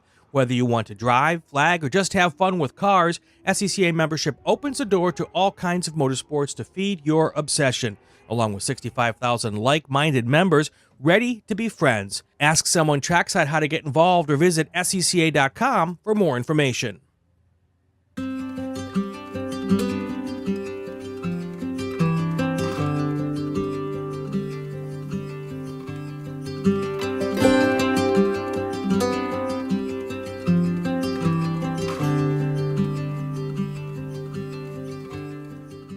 What does it take to be America's largest Corvette dealer? At Ciocca, it starts with our premier selection of new and certified Corvettes on the lot or custom ordered, with new vehicles arriving every day. Add in the country's most experienced team of specialists to help you find the perfect ride, along with the confidence that you're doing business with a company that shares your passion for excellence. Find out more at CioccaCorvette.com, or better yet, Come to America's largest Corvette dealership, Ciocca Corvette in Atlantic City.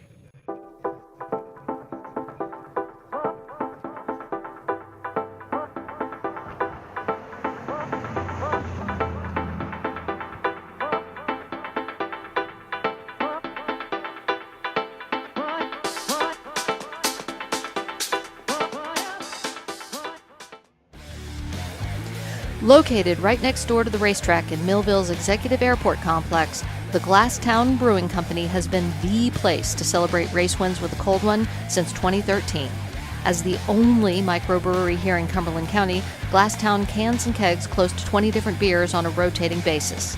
Share a flight with friends inside or outside at one of the mini picnic tables where the history of flight is just feet away. And don't forget to buy a six-pack or a growler for the house. Glasstown is open Tuesday and Wednesday from 2 until 8, Thursday through Saturday from noon until 9, and Sunday from noon until 7. To find out more, visit their website at glasstownbrewery.com or on Instagram at Glasstown Brewing.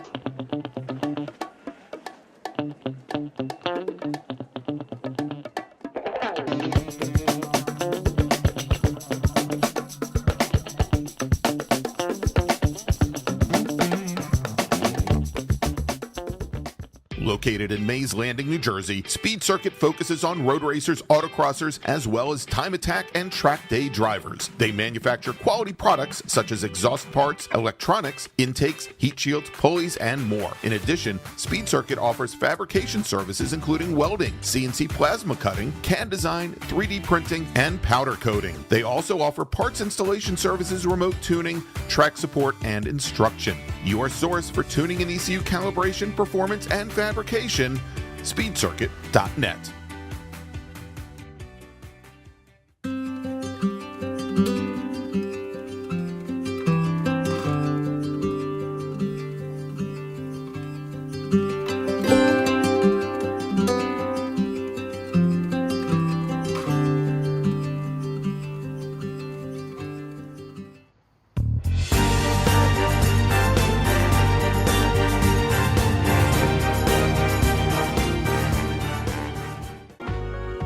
Cornerstone Financial Advisors is a family-owned and operated full-service financial planning firm in Haddon Heights, New Jersey.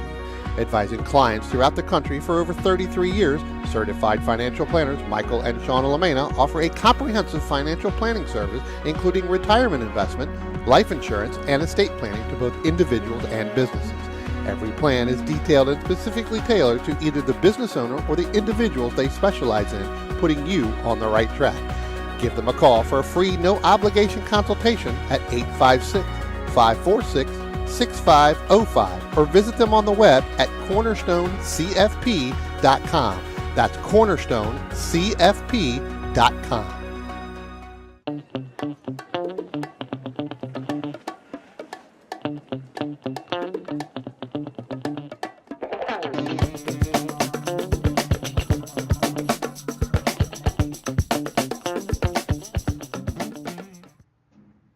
If you like what you see today, become part of the action by joining Sports Car Club of America.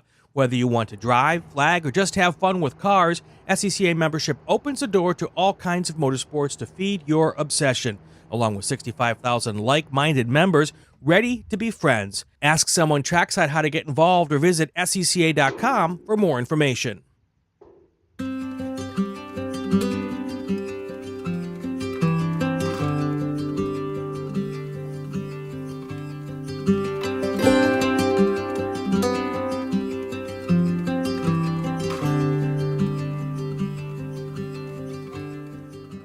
What does it take to be America's largest Corvette dealer? At Ciocca, it starts with our premier selection of new and certified Corvettes on the lot or custom ordered with new vehicles arriving every day. Add in the country's most experienced team of specialists to help you find the perfect ride, along with the confidence that you're doing business with a company that shares your passion for excellence. Find out more at CioccaCorvette.com, or better yet, Come to America's largest Corvette dealership, Ciocca Corvette in Atlantic City.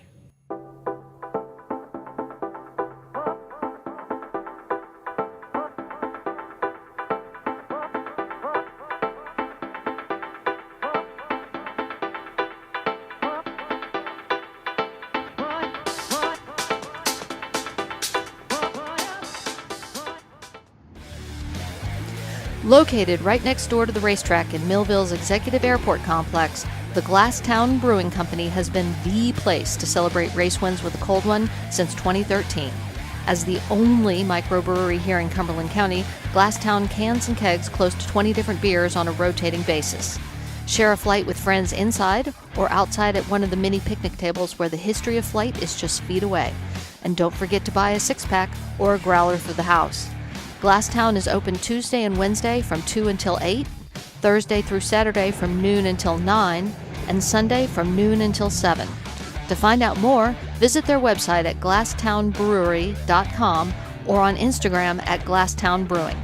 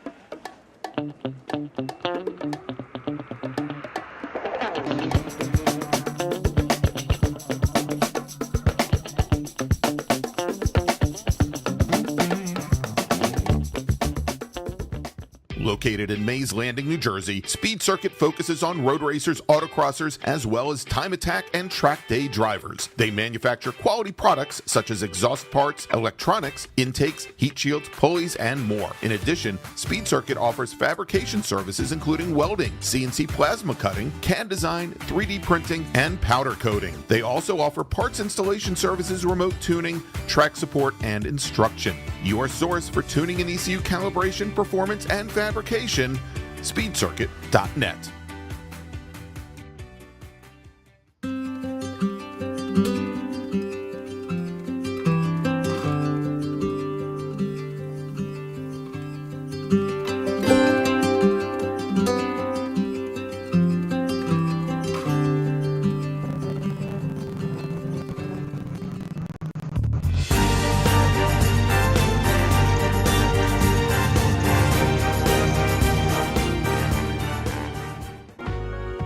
Cornerstone Financial Advisors is a family-owned and operated full-service financial planning firm in Haddon Heights, New Jersey. Advising clients throughout the country for over 33 years, certified financial planners Michael and Shauna Lamena offer a comprehensive financial planning service including retirement investment, life insurance, and estate planning to both individuals and businesses. Every plan is detailed and specifically tailored to either the business owner or the individuals they specialize in, putting you on the right track. Give them a call for a free, no-obligation consultation at 856-546-6505 or visit them on the web at cornerstonecfp.com. That's cornerstonecfp.com.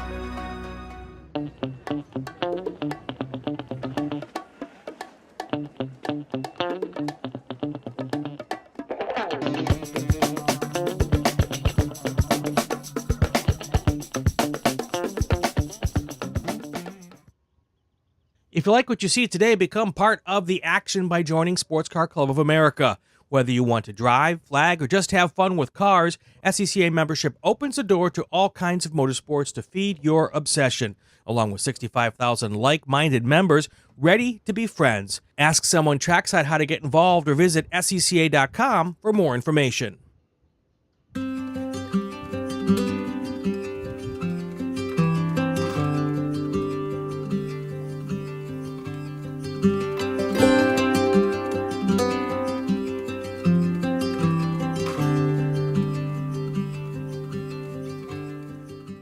What does it take to be America's largest Corvette dealer? At Ciocca, it starts with our premier selection of new and certified Corvettes on the lot or custom ordered with new vehicles arriving every day. Add in the country's most experienced team of specialists to help you find the perfect ride, along with the confidence that you're doing business with a company that shares your passion for excellence. Find out more at CioccaCorvette.com, or better yet, Come to America's largest Corvette dealership, Ciocca Corvette in Atlantic City.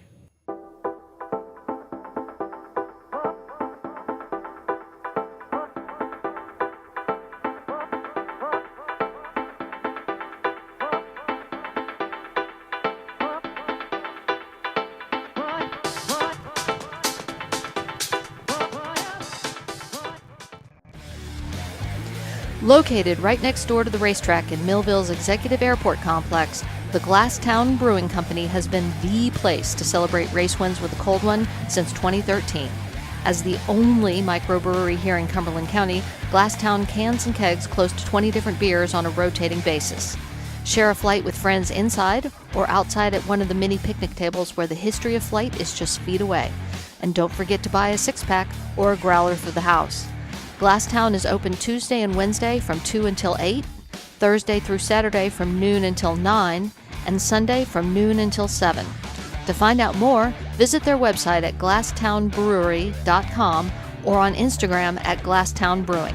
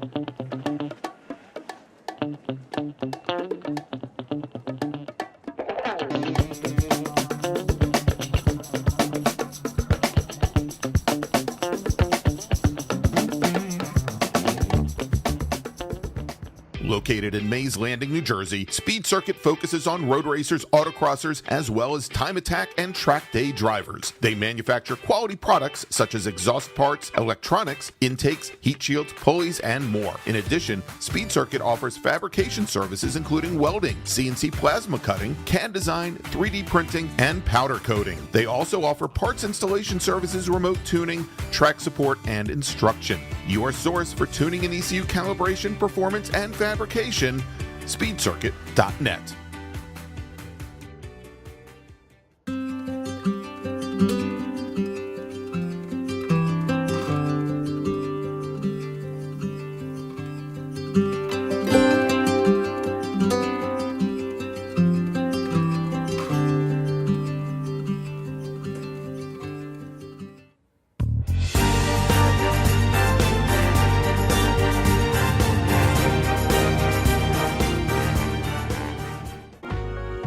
Cornerstone Financial Advisors is a family-owned and operated full-service financial planning firm in Haddon Heights, New Jersey. Advising clients throughout the country for over 33 years, certified financial planners Michael and Shauna Lamena offer a comprehensive financial planning service including retirement investment, life insurance, and estate planning to both individuals and businesses. Every plan is detailed and specifically tailored to either the business owner or the individuals they specialize in, putting you on the right track.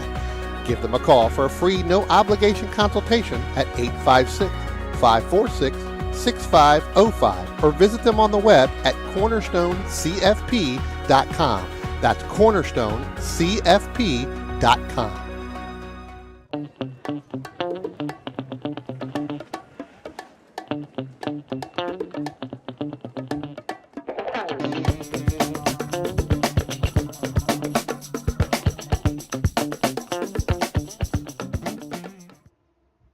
If you like what you see today, become part of the action by joining Sports Car Club of America.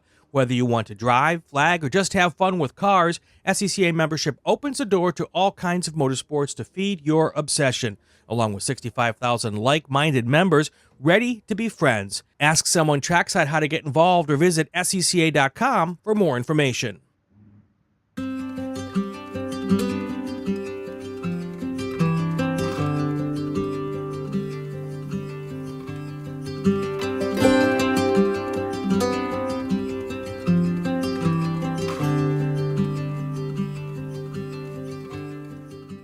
What does it take to be America's largest Corvette dealer? At Ciocca, it starts with our premier selection of new and certified Corvettes on the lot or custom ordered with new vehicles arriving every day. Add in the country's most experienced team of specialists to help you find the perfect ride, along with the confidence that you're doing business with a company that shares your passion for excellence. Find out more at CioccaCorvette.com, or better yet, Come to America's largest Corvette dealership, Ciocca Corvette in Atlantic City.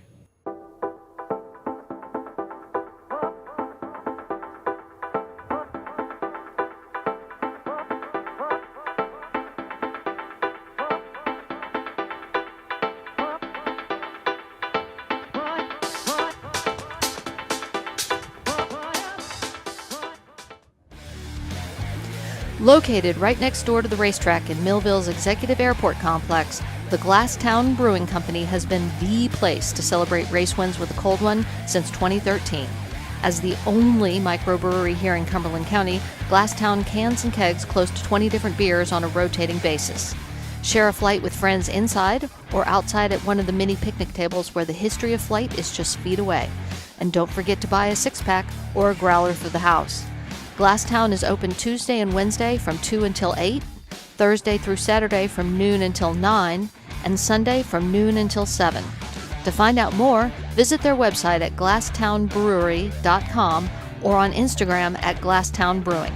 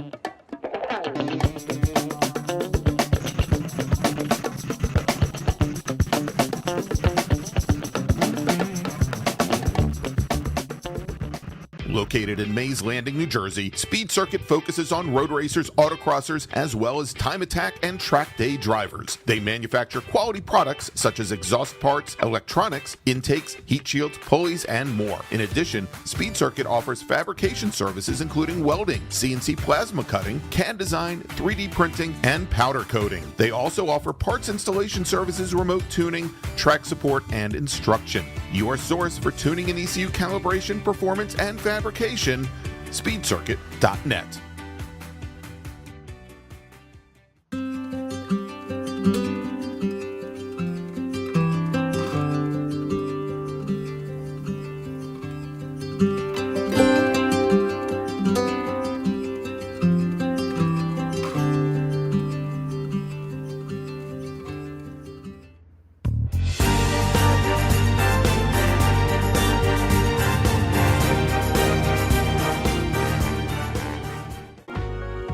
Cornerstone Financial Advisors is a family-owned and operated full-service financial planning firm in Haddon Heights, New Jersey. Advising clients throughout the country for over 33 years, certified financial planners Michael and Shauna Lamena offer a comprehensive financial planning service including retirement investment, life insurance, and estate planning to both individuals and businesses. Every plan is detailed and specifically tailored to either the business owner or the individuals they specialize in, putting you on the right track. Give them a call for a free, no-obligation consultation at 856-546-6505 or visit them on the web at cornerstonecfp.com. That's cornerstonecfp.com.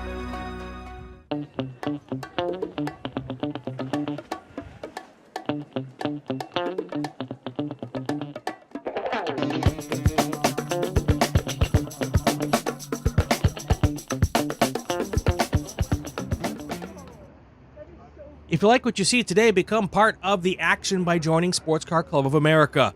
Whether you want to drive, flag, or just have fun with cars, SCCA membership opens the door to all kinds of motorsports to feed your obsession, along with 65,000 like-minded members ready to be friends. Ask someone trackside how to get involved or visit SCCA.com for more information.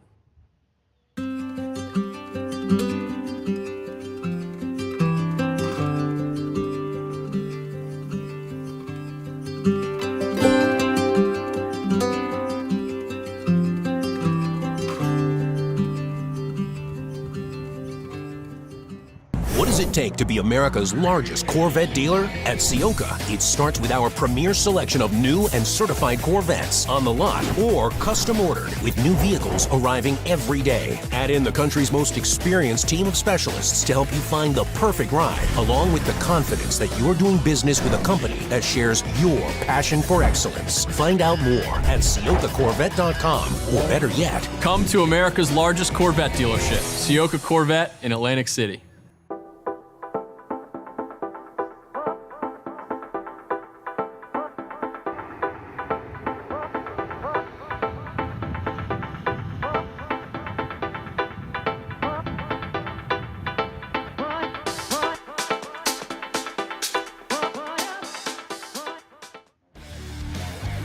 Located right next door to the racetrack in Millville's Executive Airport Complex, the Glasstown Brewing Company has been the place to celebrate race wins with a cold one since 2013. As the only microbrewery here in Cumberland County, Glasstown cans and kegs close to 20 different beers on a rotating basis. Share a flight with friends inside or outside at one of the many picnic tables where the history of flight is just feet away. And don't forget to buy a six-pack or a growler for the house. Glasstown is open Tuesday and Wednesday from 2 until 8, Thursday through Saturday from noon until 9, and Sunday from noon until 7. To find out more, visit their website at glasstownbrewery.com or on Instagram at Glasstown Brewing.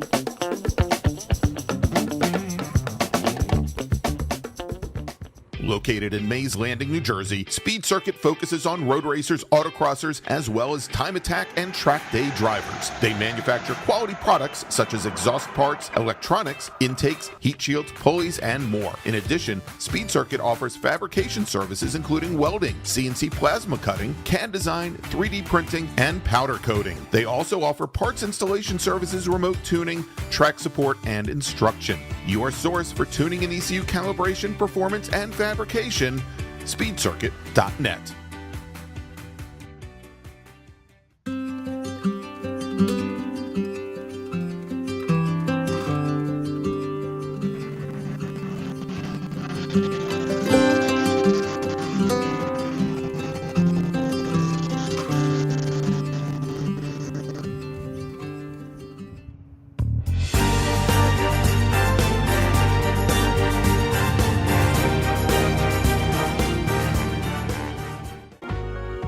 Cornerstone Financial Advisors is a family-owned and operated full-service financial planning firm in Haddon Heights, New Jersey. Advising clients throughout the country for over 33 years, certified financial planners Michael and Shauna Lamena offer a comprehensive financial planning service including retirement investment, life insurance, and estate planning to both individuals and businesses. Every plan is detailed and specifically tailored to either the business owner or the individuals they specialize in, putting you on the right track. Give them a call for a free, no-obligation consultation at 856-546-6505 or visit them on the web at cornerstonecfp.com. That's cornerstonecfp.com.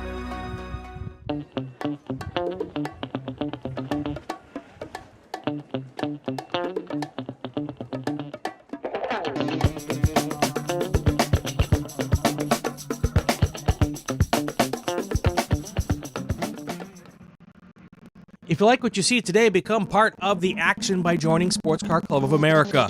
Whether you want to drive, flag, or just have fun with cars, SCCA membership opens the door to all kinds of motorsports to feed your obsession, along with 65,000 like-minded members ready to be friends. Ask someone trackside how to get involved or visit SCCA.com for more information.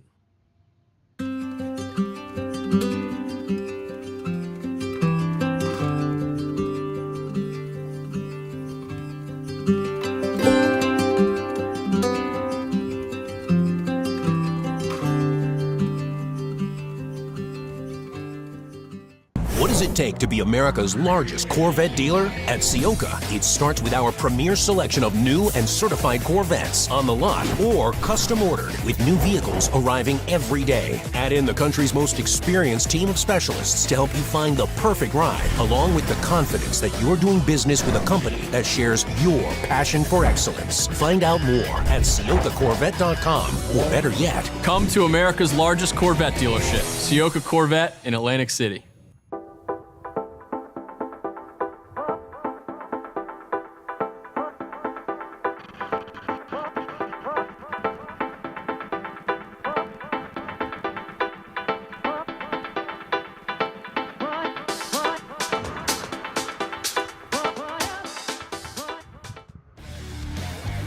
Located right next door to the racetrack in Millville's Executive Airport Complex, the Glasstown Brewing Company has been the place to celebrate race wins with a cold one since 2013. As the only microbrewery here in Cumberland County, Glasstown cans and kegs close to 20 different beers on a rotating basis. Share a flight with friends inside or outside at one of the mini picnic tables where the history of flight is just feet away. And don't forget to buy a six-pack or a growler for the house. Glasstown is open Tuesday and Wednesday from 2 until 8, Thursday through Saturday from noon until 9, and Sunday from noon until 7. To find out more, visit their website at glasstownbrewery.com or on Instagram at Glasstown Brewing.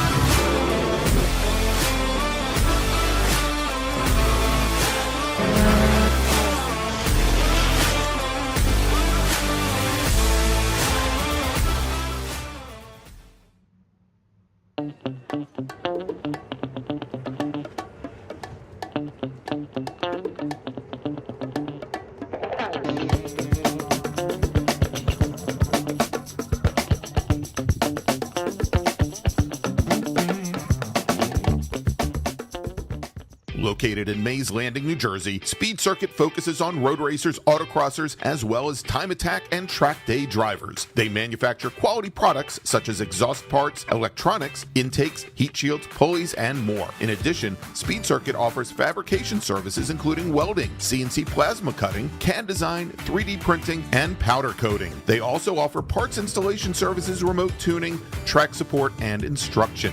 Your source for tuning and ECU calibration, performance, and fabrication, speedcircuit.net.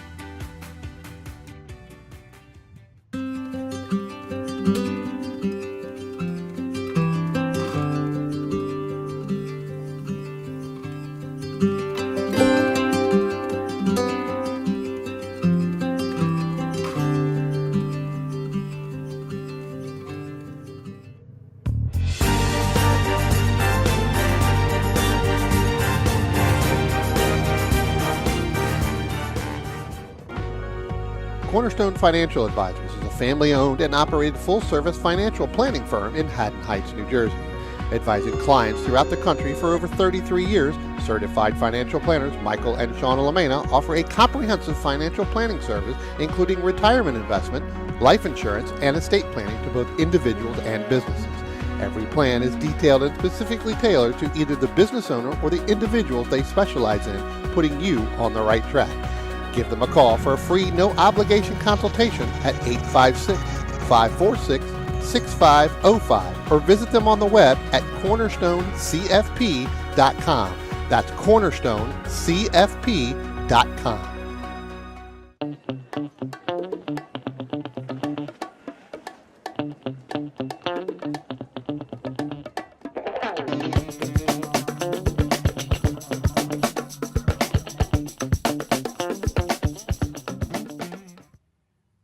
If you like what you see today, become part of the action by joining Sports Car Club of America.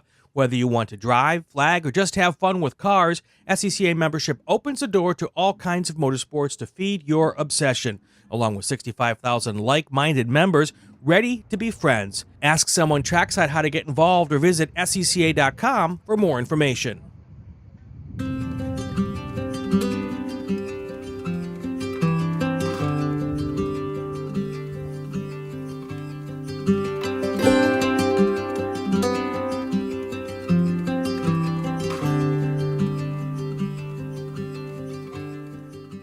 What does it take to be America's largest Corvette dealer? At Ciocca, it starts with our premier selection of new and certified Corvettes on the lot or custom ordered with new vehicles arriving every day. Add in the country's most experienced team of specialists to help you find the perfect ride, along with the confidence that you're doing business with a company that shares your passion for excellence. Find out more at CioccaCorvette.com, or better yet, Come to America's largest Corvette dealership, Ciocca Corvette in Atlantic City.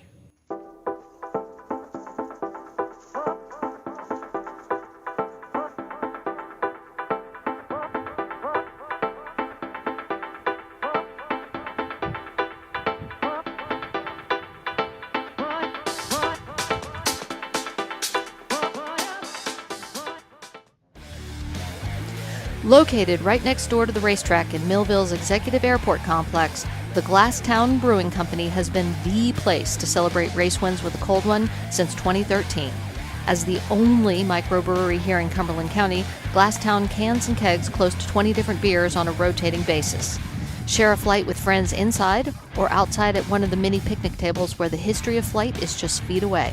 And don't forget to buy a six-pack or a growler for the house. Glasstown is open Tuesday and Wednesday from 2 until 8, Thursday through Saturday from noon until 9, and Sunday from noon until 7.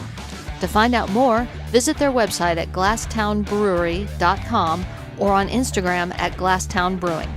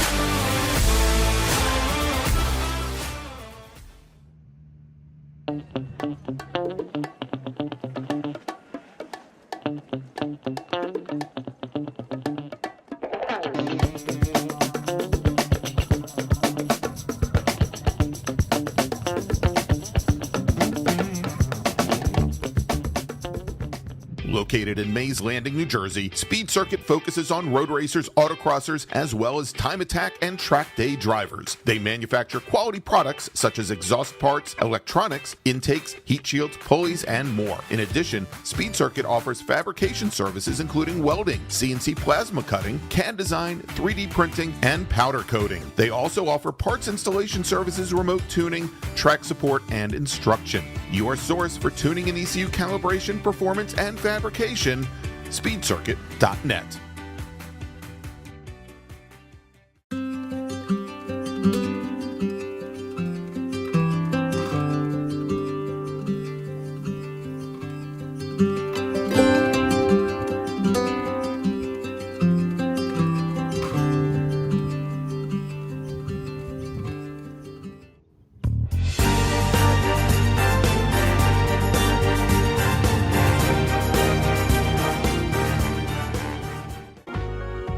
Cornerstone Financial Advisors is a family-owned and operated full-service financial planning firm in Haddon Heights, New Jersey.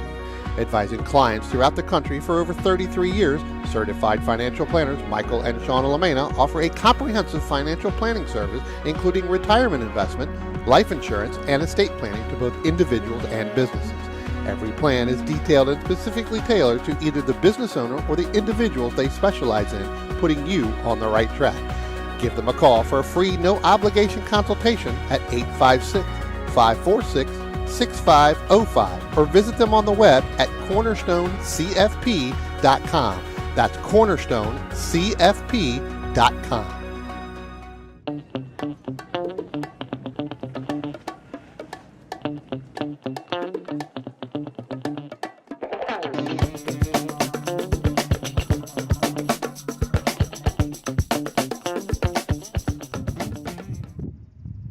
If you like what you see today, become part of the action by joining Sports Car Club of America. Whether you want to drive, flag, or just have fun with cars, SCCA membership opens the door to all kinds of motorsports to feed your obsession, along with 65,000 like-minded members ready to be friends. Ask someone trackside how to get involved or visit SCCA.com for more information.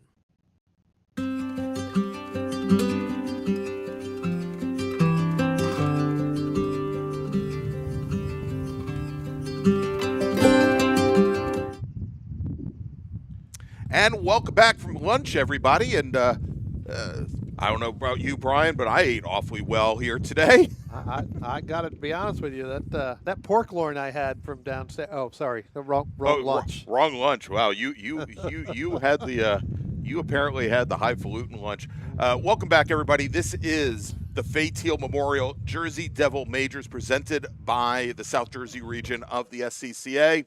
I'm Greg Ginsberg, along with Brian Donati, and we've got Matt Wakowiak here pushing all the buttons, directing the feeds here today. We want to thank him for coming up and joining us, Brian. And we've got 3 more races on tap this afternoon. And tell you what, I'm going to hand things over to your capable hands as I go and reset one of our cameras that's right above us here. And we're going to have that next group heading out on track. The 5-minute warning was just given. So we've got a couple minutes before they head on track for their pace lap. Yeah, I tell you what, this group here, again, when they went out this morning, it was kind of a little bit of a challenge as well. It was still kind of in that damp, that damp kind of area there, and they had to really maneuver some things around and go around, and so we'll get that going there. So tell you what, I'm going to invite the guy that we all really came to see here. No, I'm kidding. Greg and me, I tell you what, let's switch places here. So I'm going to walk around this way as we get ready for our next group. And how are you, sir? I'm doing fantastic. I tell you what, what I was just saying here is this group here kind of had that tricky situation this morning because it was starting to get dry. The sun was just starting to peak when these guys went out for qualifying.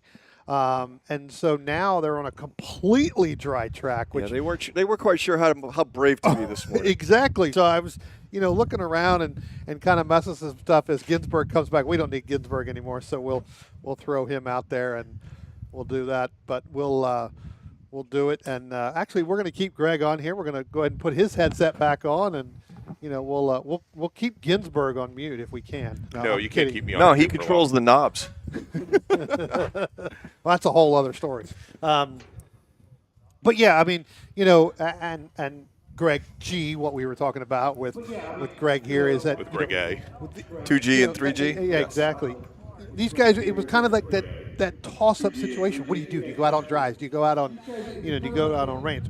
Looking at some of these times, some of these did go out on rains, and some of them probably did go out on slicks. So, because not now. It's a bright, beautiful dry track. track. Right now, if they're on, and I have seen this in racing, all where the dampness and humidity is in the air, Brian. It is certainly not on the racetrack at this point. I just hope we didn't lose completely. Well, I hope we do, but we didn't lose too much of our waterfent property we got over there because, we had waterfront property. I looked out the window and the motorhome hadn't sunk yet. So that's good. We can drive it off the lot.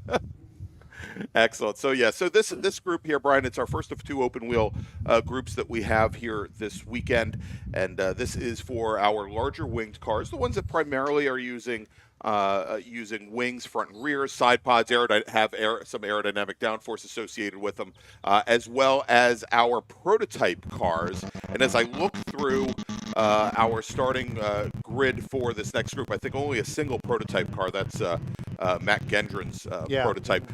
But then a little bit later today, we'll have one more open wheel group for our smaller open wheel drivers, cars that primarily are relying on mechanical grip to find their way around the race course. But yeah, Greg, so we had changing conditions, and I think that this group here was probably just at the leading edge of when the rain had stopped this morning, and it was still a very damp track. We were seeing still a lot of contrails and a lot of water spray behind the cars here for this group.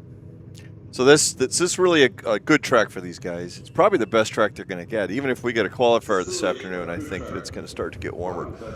And it's a good time for them to set some times for tomorrow. We'll finish today. Good finishes today, and we'll see. Yeah, so in other news, Greg, you're a I wouldn't want to say you're a local celebrity, but you're now an SCCA celebrity. In what way? In what way?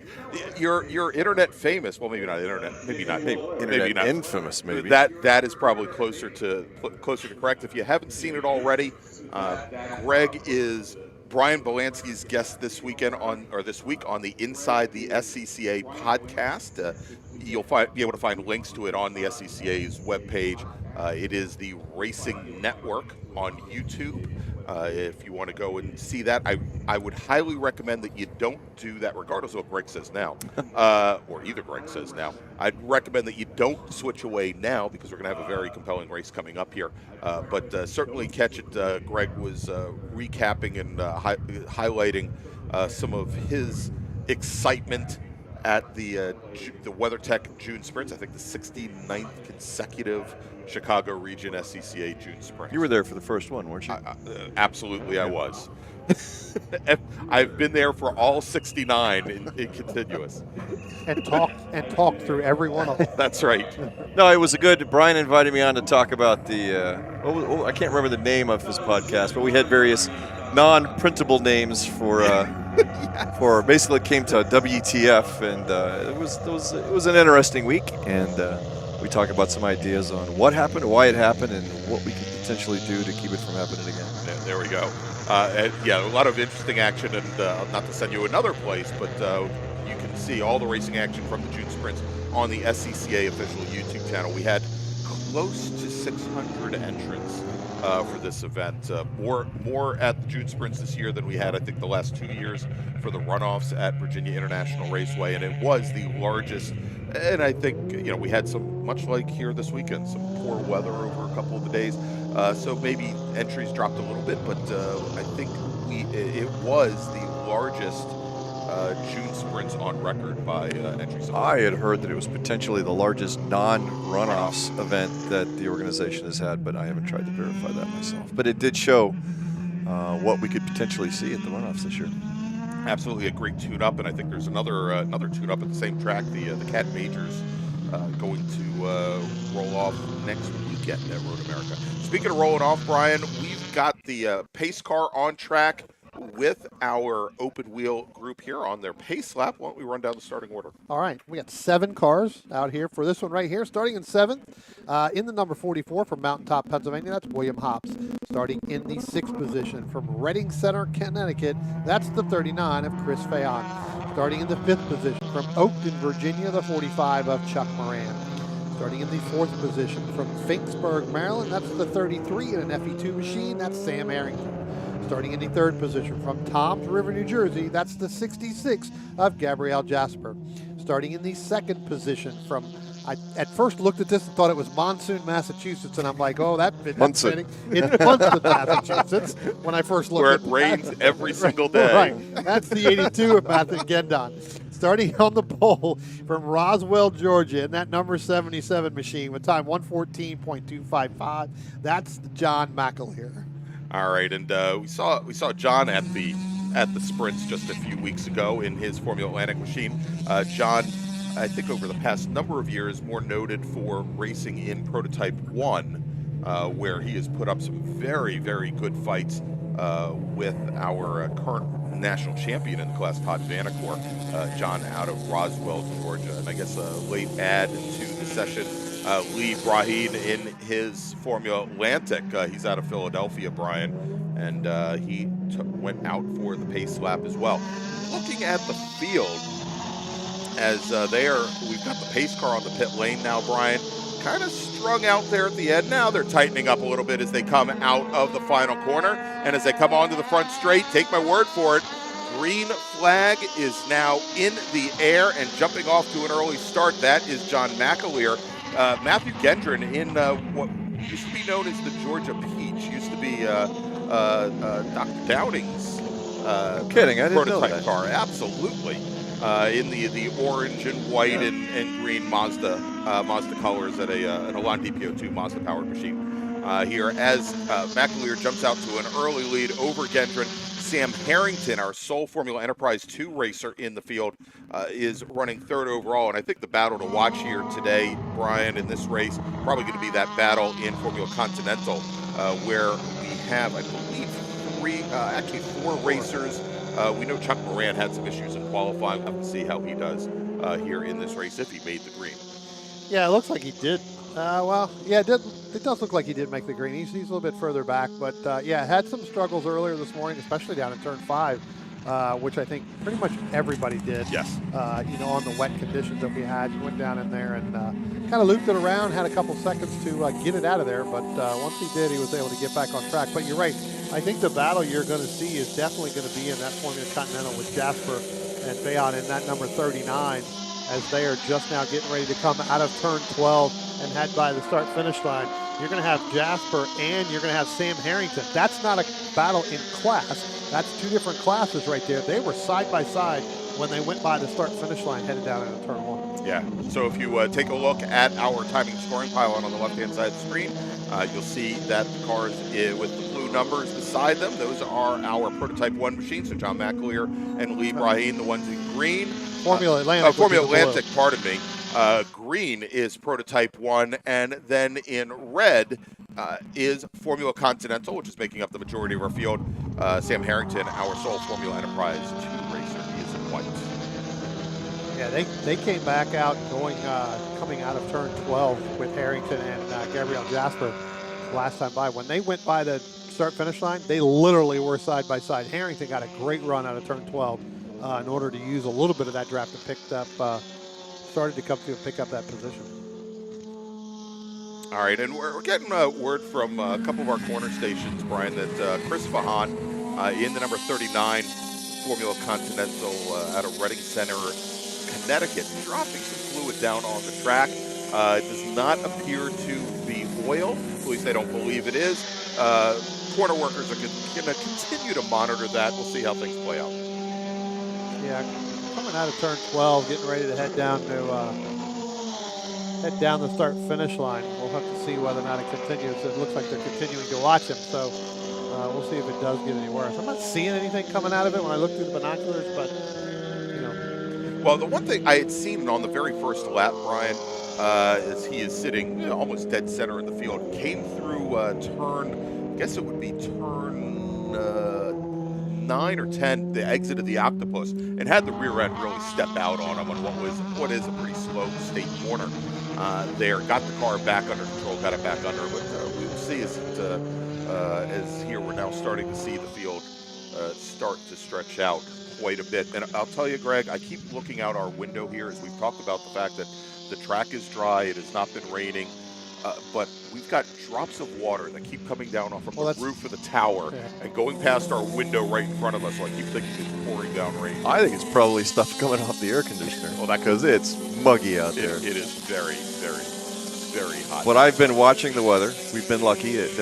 Hats off to the race director for making the schedule change to get us in case we started getting lightning. Yep. But we haven't seen it. These clouds, these nice puffies that are around, it's broken ceiling, seems to be mostly localized. And, keep fingers crossed.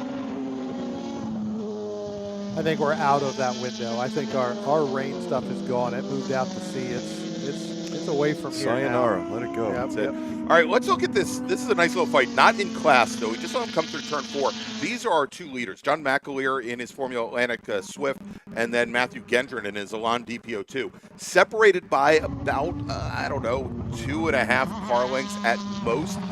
Last time by, Gendron was almost 0.3 of a second faster than our pole sitter and leader, John McAleer. So we'll see how that continues. I mean, there's really, given the nature of multi-class racing, not a real reason for one to try and work a defensive game against the other, given that they're not racing for position in class. But that when you're still racing, there's always the pride of doing an overall finish. So you're not going to take any silly chances. Hopefully you won't take silly chances. But it kind of is nice to be the overall guy. Absolutely. And so Gabrielle Jasper has jumped out to an early lead in Continental with Sam Harrington, again, our sole Formula Enterprise racer, sitting in 4th position. Attention in the paddock. First call to the grid for race group number 5. That's our big bore group. American Sedan, GT1, 2, and 3, GTX, STU, T1, T2, and T3. Please head to the grid. Race group 5, American Sedan, GT1, 2, and 3, GTX, STU, T1, T2, and T3. Please head to the grid. And so, Brian, this is, although all these races today are 20 minutes time, this group here should probably be, at least based on laps, the longest race of the day. Yeah, and Greg, just to give you a little notice, we all check our phones and watches is up here. It does sound like there is going to be a second qualifying later on this afternoon. We will not cover that broadcast up here, but it does look like after we are done with all of our races this afternoon, there will be a second qualifying round. Yeah. It was a nice decision by the race director. As I noted, we were worried that the races might get pushed back. Right. And just kind of canvassing the field, she announced it at the end of the first qualifier in the drivers' meeting, and very well accepted, because everybody agreed that the priority should be getting the races in today. And the secondary was making sure that we all got the track time we needed. Well, again, I think a lot of these drivers were here last year. We had a lot of issues with weather at this event last year, to the point where we weren't actually able to hold any races on Sunday because of the lightning, the issues with lightning warnings. Right. Our favorite siren on the roof. Yes, I found out how to unplug it too. You did? You got to show me. Yeah.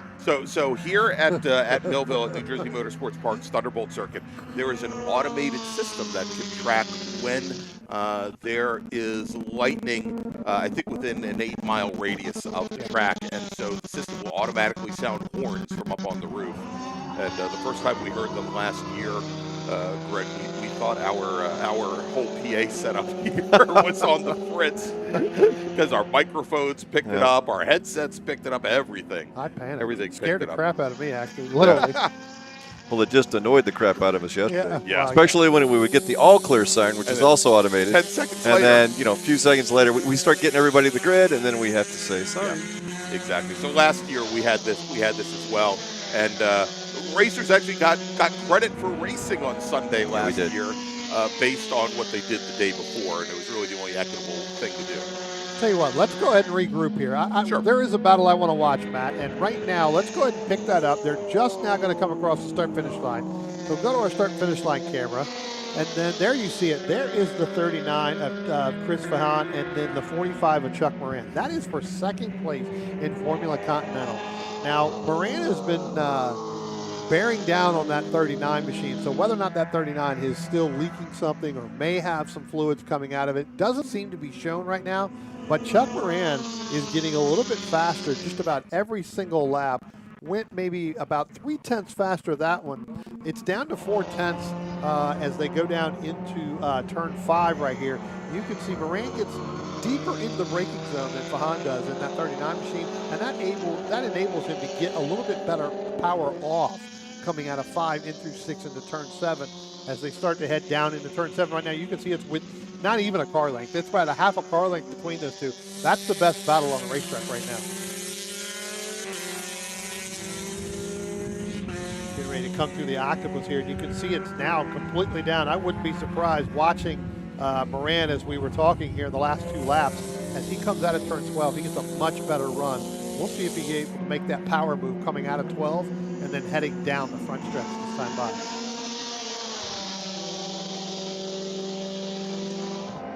And there's a real quick here, Brian.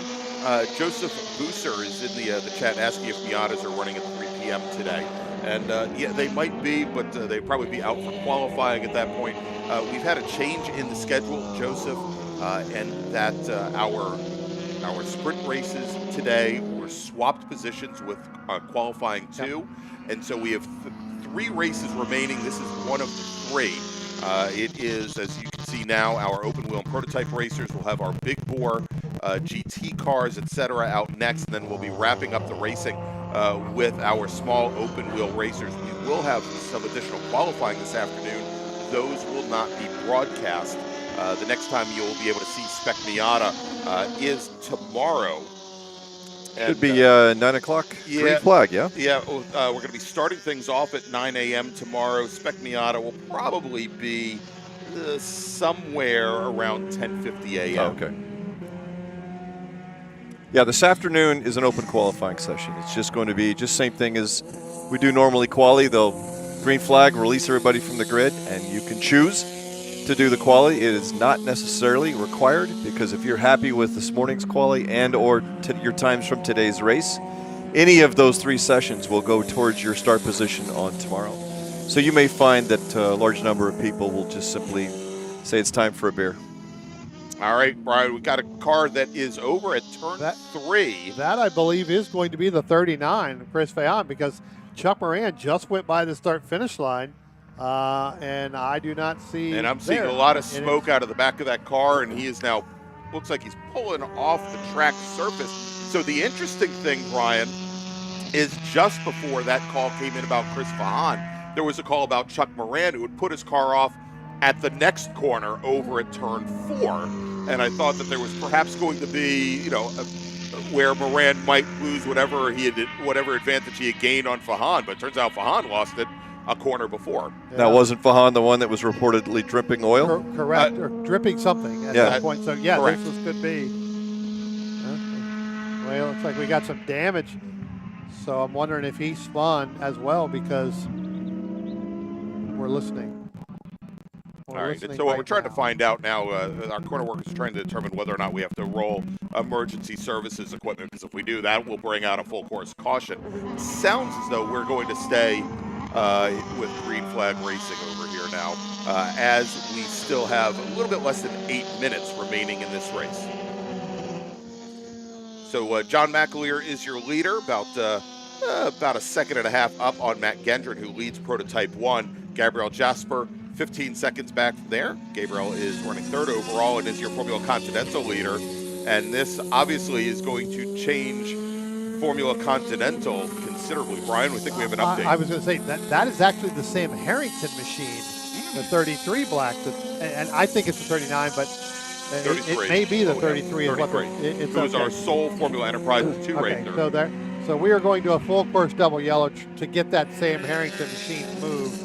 Was not in a great position. So, all right. So in just a single lap, lots of cars having some complications there. So Sam Harrington in the 33 Formula Enterprises 2, who apparently they need to move, but this also moves, we had Gabriel Jasper as our leader in Formula Continental, running 3rd overall. And now Chris Fahan and Chuck Moran running 4th and 5th overall. Yeah, and this track does not hot pull. So we're going to have to gather up everybody behind the pace car, and then they'll pull the EVs. And given we have, what, 6 minutes remaining? Yeah, right now, a little bit less than 6.5 minutes is we'll end up behind the safety car probably till the end of this race, I would assume. I would expect it to be checkered. I mean we're having a little bit of a difficulty time trying to find out where the leader is, and so leader is coming out of the Octopus now and through the final corner onto the front straight. All right, so pace car is going to roll here quickly, and then we'll gather up the field, which is now really well strung out because the last car just passed by start finish. Exactly. So now here he comes out of turn 12. Nope, that's the 24. My mistake. Here he comes. Now he's right here. All right. So now we have right there. So now we have a guy just in front of him that's going to have to come all the way around. I don't think the New Jersey EV will require a full pack-up. If they have the confidence that the drivers are under reasonable control, they'll roll EV. Yeah. But we are running into a time limitation. Well, I'll tell you what, gentlemen, I need to get back to my tech steward duties. Yes, now you definitely It's a pleasure talking to you, and I'll come back and bother you anytime you'll let me. All right. All right, everybody. That is the Greg Amey, one of our safety stewards here this weekend, and want to thank him for joining us up here in the booth. And Greg, of course, we will talk over some spotted cow later tonight, hopefully. That's right, spotted cow. All right, so we are under full course caution. Brian, real quick, let me make another call to the grid for our next group. Attention in the paddock, attention to the paddock. Second call to the grid for race group number, actually, I think it's the third call to the grid. Whatever, it's a call to the grid for race group number 5. That's Big Bore, American Sedan, GT 1, 2, and 3, GTX, Super Touring Under, Touring 1, Touring 2, and Touring 3. Race group number 5, Big Bore, please head to the grid. Your race is next. All right, and we are now getting word from race control, Brian, that the safety car likely going to bring the we're going to get the 1 to go, which more than likely is not going to end this race, because the group that there is our Moran, Fahan, and now throw in, I believe, William Hobbs or Lee Brenham just went by the start-finish line. Yeah. Our leaders and everybody are over near turn 7 at this point, so they're going to check her now. So exactly. So there you go. That's the word. Next time the safety car brings John McAleer under the starter stand, they will see, and he will see the checkered flag. So he will take the win. He's again our sole driver in Formula Atlantic. That will put Matt Gendron, and I'm always weary, Brian, of. I'm always weary of calling these out before the cars cross the line, because I've seen more than a number of cars actually fail behind the safety car. You've got to keep up pace. That's it. That you're exactly right. You have to keep the pace in order to do it. So. All right. So that is the case. So it'll be Matt Gendron finishing second. Gabriel Jasper should take the win in Formula Continental. And then we've got Chris Fahan, Chuck Moran, Lee Brahim, William Hoops, Sam Harrington rounding out the top, the 8-car field. Harrington finishing 4 laps down, Hoops finishing 3 laps down, along with Moran, and Fahan. Only racers on the lead lap: John McAleer, Matt Gendron, Gabriel Jasper.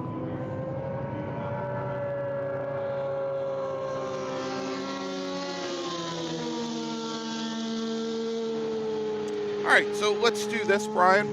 Why don't we take a quick little break? We're going to thank some of our partners and sponsors. And when we come back, we'll bring you more action. Going to bring you some Big Bore action here from New Jersey Motorsports Park's Thunderbolt circuit. But first, let's find out a little bit about Speed Circuit. Located in Mays Landing, New Jersey, Speed Circuit focuses on road racers, autocrossers, as well as time attack and track day drivers. They manufacture quality products such as exhaust parts, electronics, intakes, heat shields, pulleys, and more. In addition, Speed Circuit offers fabrication services including welding, CNC plasma cutting, CAD design, 3D printing, and powder coating. They also offer parts installation services, remote tuning, track support, and instruction. Your source for tuning and ECU calibration, performance, and fabrication, speedcircuit.net.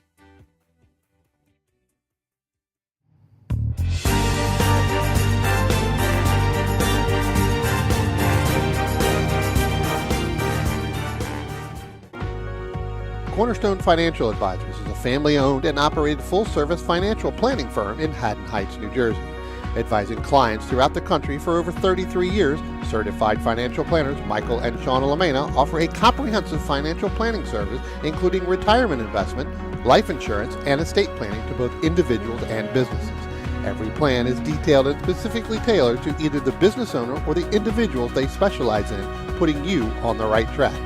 Give them a call for a free, no-obligation consultation at 856-546-6505 or visit them on the web at cornerstonecfp.com. That's cornerstonecfp.com.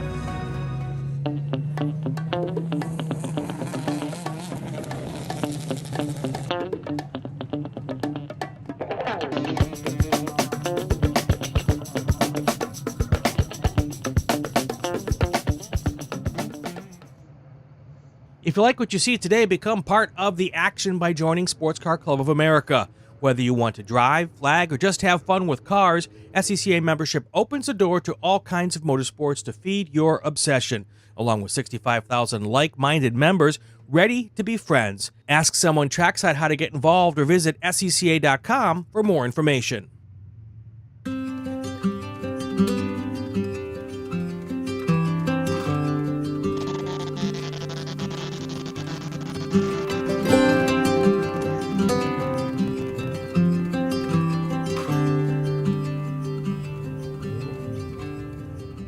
What does it take to be America's largest Corvette dealer? At Ciocca, it starts with our premier selection of new and certified Corvettes on the lot or custom ordered with new vehicles arriving every day. Add in the country's most experienced team of specialists to help you find the perfect ride, along with the confidence that you're doing business with a company that shares your passion for excellence. Find out more at CioccaCorvette.com, or better yet, Come to America's largest Corvette dealership, Ciocca Corvette in Atlantic City.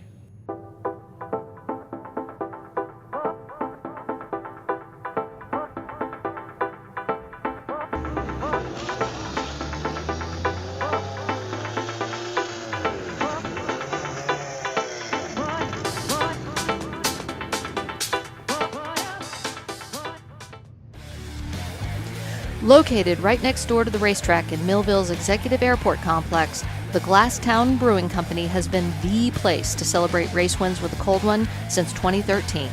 As the only microbrewery here in Cumberland County, Glasstown cans and kegs close to 20 different beers on a rotating basis.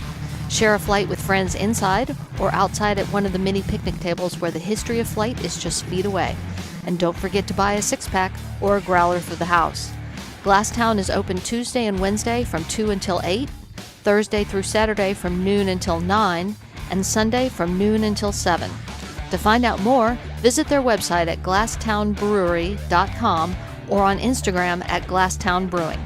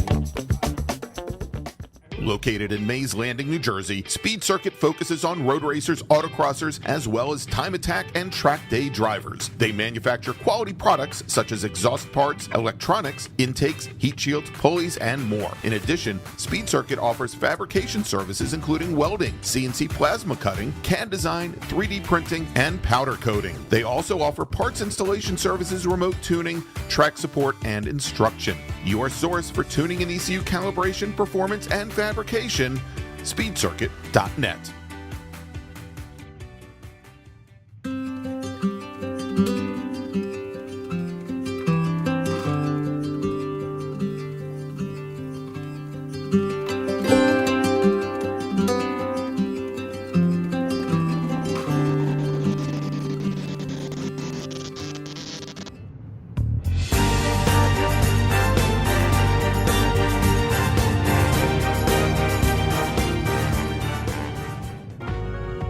Cornerstone Financial Advisors is a family-owned and operated full-service financial planning firm in Haddon Heights, New Jersey.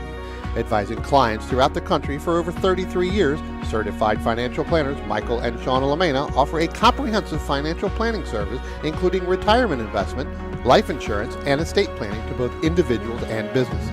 Every plan is detailed and specifically tailored to either the business owner or the individuals they specialize in, putting you on the right track.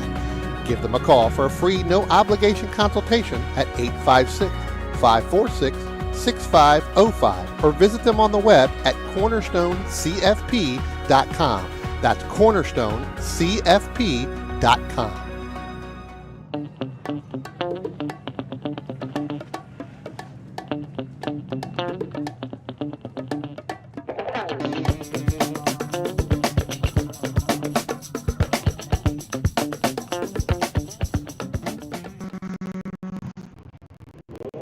And welcome back to New Jersey Motorsports Park, everybody, for the Fay Teal Memorial Jersey Devil Majors. I'm Greg Ginsberg along with Brian Donati, and we've got Matt Wakowiak here joining us as well, doing all the technical work behind the scenes. I want to thank him for joining us. Brian, heading out on track now is our fifth of 6 races today. This is our Big Bore Group, our GT racers, American Sedan, and touring cars. And let's go and we'll run down the starting order. All right, and what we're going to do here is we are going to have a split start, Brian. We're going to have our GT cars and American Sedan cars up front. We're then going to have the touring cars. Let's start off. We're going to switch things up. We're going to start with the front group. Starting 9th, 5th in American Sedan, driving the number 58 Pontiac, it's Beth Aquilante. Tim Proctor is going to start 8th. Tim's in the number 98 GT3 Nissan 240SX. He starts 2nd in class. Starting 7th overall in the number 14 Ford Mustang, American Sedan guard, James Jost, former national champion. Bill Rosemazzi in his GT1 Old Cutlass, if he makes the field. He had some issues earlier. He's in the number 59 car. Warren Montague's your pole sitter in GT3, starting 5th in this group in the number 37 Toyota Celica. Then we've got Amy Aquilante in the number 51 American Sedan Pontiac. She starts 4th, 3rd in American Sedan. Danny Richardson, your reigning national champion in the class. He's going to start 3rd in our first group, 2nd in American Sedan in the number 22 Chevy Camaro, with Kurt Resitano, your American Sedan pole sitter in the number 8 Ford Mustang, starting 2nd in the group, with Steve Minganelli on the pole in his GT1 Ford Fusion. That's the number 24 car. Now let's look at our touring cars, where Joseph Latanzi will start 8th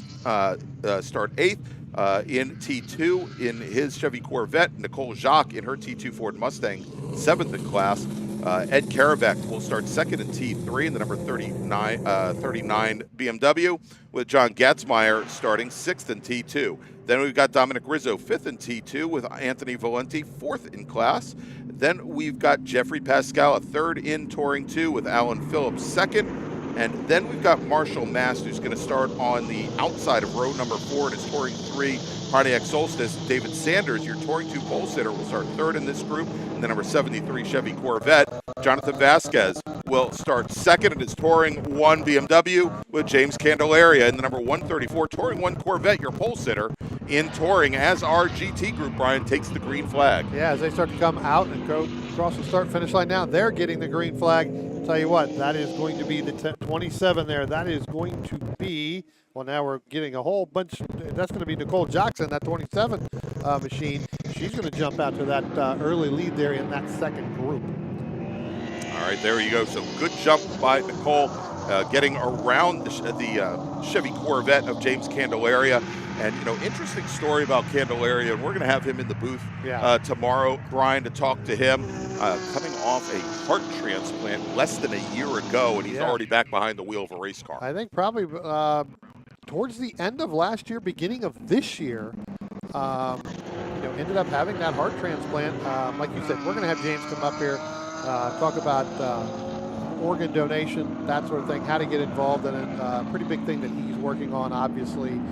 We've got a couple other drivers out here that have gone through that. We talked about one a little bit earlier in our last race, or I guess our last race. Last couple races. Before lunch, yeah, absolutely. So, a big deal there. So, as our overall leader now starts to get work, Steve Manginelli in that 24 machine. I'll tell you what, Greg, he has got that thing flying down here in that GT1 machine. Yeah, indeed. The Sewell, New Jersey driver in that Ford Fusion. I mean, that's essentially a NASCAR machine rather than your typical GT1 Trans Am type cars, but he is on it. This is his home track, obviously. And this is the race I've been looking forward to, though, Brian, is right behind him is the Race in American Sedan with Kurt Bresitano out of Phoenixville, Pennsylvania in his Mustang, Richardson in his Chevy Camaro, who is your reigning national champion, and Amy Aquilante, also in that Phoenix Performance car, one of the two Pontiac Firebirds on track. And we saw a couple of years ago, Amy put on an amazing race against Danny Richardson at pit races. We've got a car off over going into turn number 5 there. You can see there, Brian, the yellow machine, driver's right. That, I believe, is going to be Warren Montague. That indeed, the like Toyota, that is the GT3 that Celica. Yeah, absolutely. And so Montague has quite a bit of racing history behind him. He was your 1996 GT4 and your 2005 GT Light national champion. And last year in GT3 finished 3rd at the runoffs. So, big surprise there early on as that Toyota Celica goes around. Yeah. Getting that call now, so.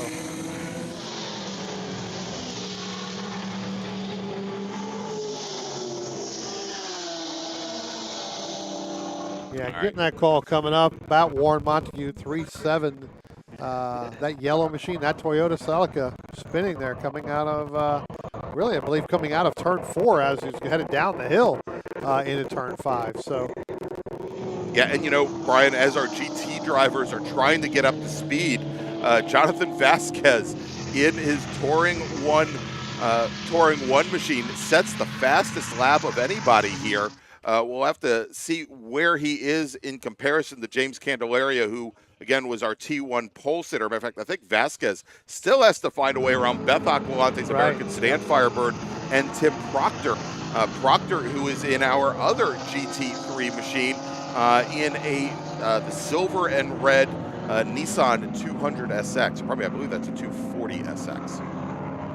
Yeah. A lot of battles going on, and, Greg, one of the things is when we had that split start, you've got so many different classes within there. We talked about our color tree over there on the left-hand side. It almost looks like Christmas.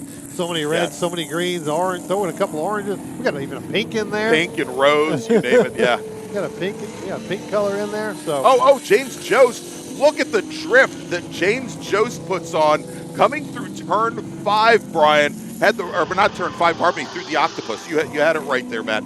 Coming through the Octopus, he's gone out of our shot now, but had the rear end at, about 40, 45 degrees. Pretty much. Drift King James as he comes through the final corner now, but he lost a lot of ground. That is going to drop James Jost now in American Sedan all the way back in the 4th position. Well, he is not going to be considered as the new DK. So no. Those of you throwing in my my Fast and Furious little things there, but he is not going to be known as the new DK, although that's what we're going to talk about later tonight. But yeah, dropped all the way back there. Just, really did everything he could. He's lucky he didn't get that loose in the grass there because, again, it's still wet out there. That could have caused a bigger problem knowing those other cars were bearing down right on the back end of him.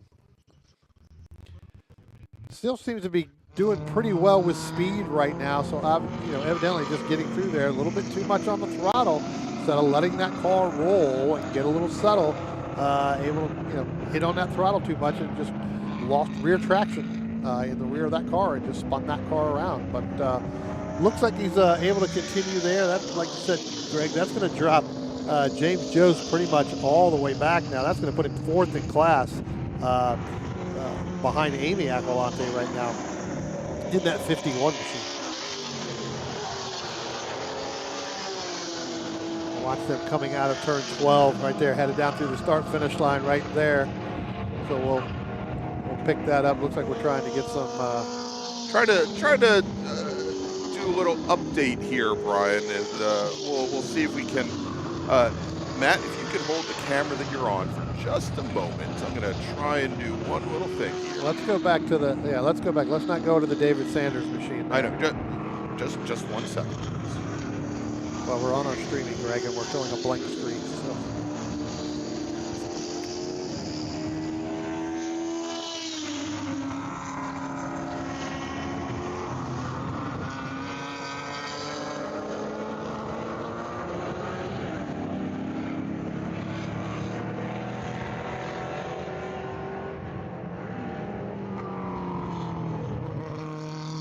All right, looks like, Brian, we got a local caution over at turn 4.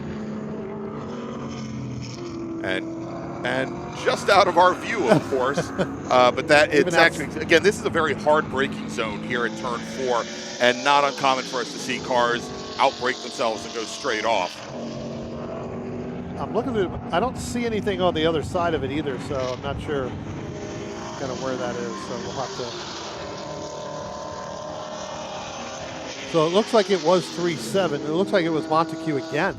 Wow. So still some issues over there. Till 2 spins and in the same area of the in track the same as well. area. Yeah, right. So that's coming down through there and really getting on it. Unless they're still continuing to call on that first call, that makes it difficult.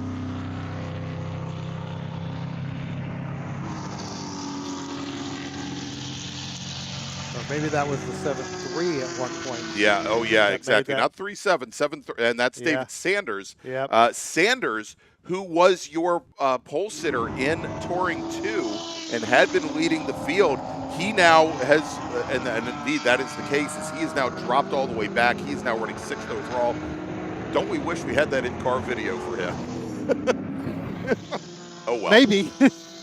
He may not like. Yeah. Well, I'm sure he's very happy right now. Well, we also not only had that, but we also would have had James Candelaria as well. We're trying to get his in car, so we'll work to get that probably for tomorrow. Yeah, for tomorrow. But I think that, again, we would have seen that as now it looks like we've got Sanders now is going to be on pit road. Yeah, indeed. David Sanders coming down the pit lane now, and looks like his race is now done. So with 6 laps in the books, Brian, and we are about 9 minutes in, let me make a call to the grid for our next group. Attention in the paddock,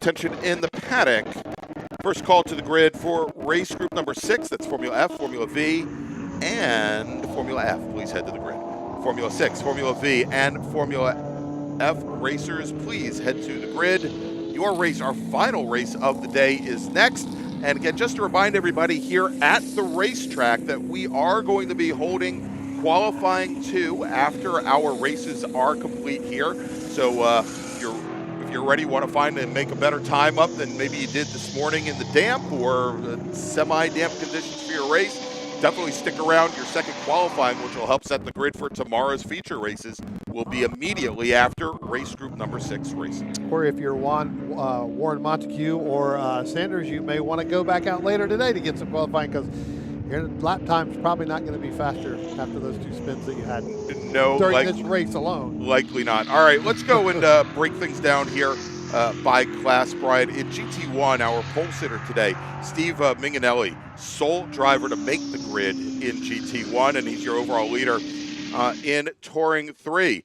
Marshall Mast is your leader, with Ed Karabek running in second. An American sedan, much like this race started, it's Kurt Resitano, Danny Richardson, Amy Aquilante, your top 3. here in the field. In Touring 2, big changes. Alan Phillips, Anthony Valente, and Jeffrey Pascala. That is your top 3, with Joseph Latanzi running in 4th. In Touring 1, James Candelaria, who Brian just set the fastest lap of anyone out here on track right now in his Touring 1 Chevy Corvette. The Boca Raton, Florida driver is your leader in class, with Jonathan Vasquez almost 7 seconds behind. We've got Frank Copabianco in his STU machine. Did not go out for qualifying this morning. He's your sole racer in the class. And in GT3, Timothy Proctor, Warren Montague. Montague with that early spin put him really on the back foot. And then Sterling Cole out of Salem, New Hampshire. He's our sole GT2 racer. We talked about him earlier on with that drift. James Jost on pit road right now, getting ready to make that right-hand turn at the end of pit lane. So his day is now done from the racing perspective. So again, he'll want to probably go back, fix what needs to be fixed, so that he can get back out and get a faster lap for the next time in qualifying.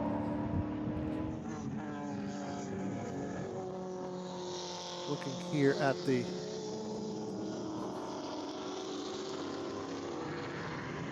see, we may have lost timing and scoring. I don't know, or mine may have locked up. Looks like we've got about 8 minutes left to go.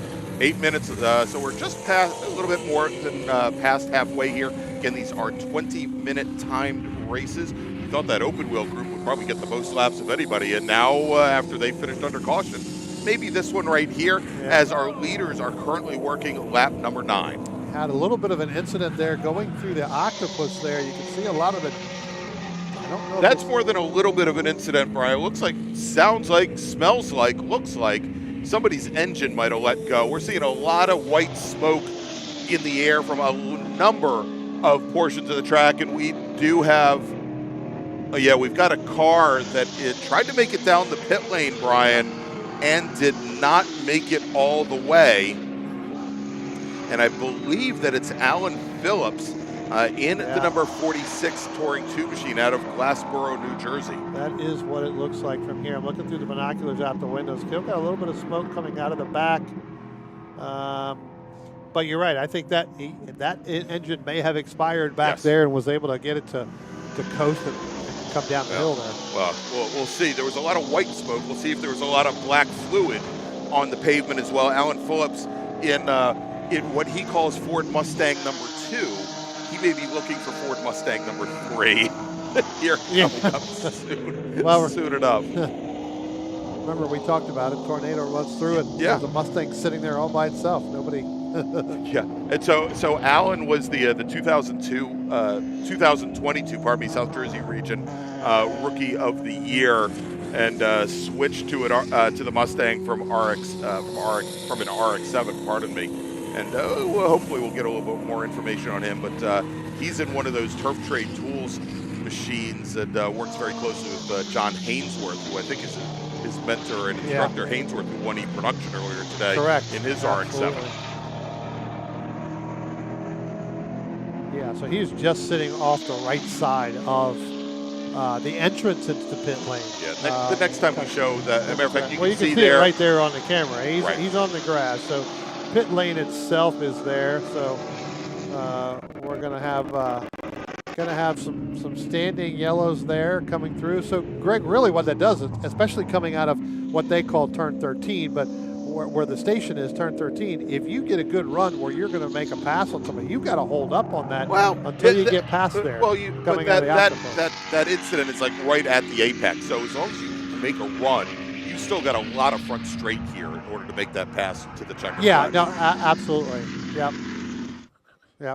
All right, and so we do have our emergency services team out there responding. They're going to try and get that car off of the pit lane, and at this point, hopefully nobody else has any issues because the pit lane is now I was going to say, that is going to you're not allowed to come down pit road. But, look, the good thing is if you do have a problem when you're coming down, you can come down the front stretch, get all the way over to drivers right here.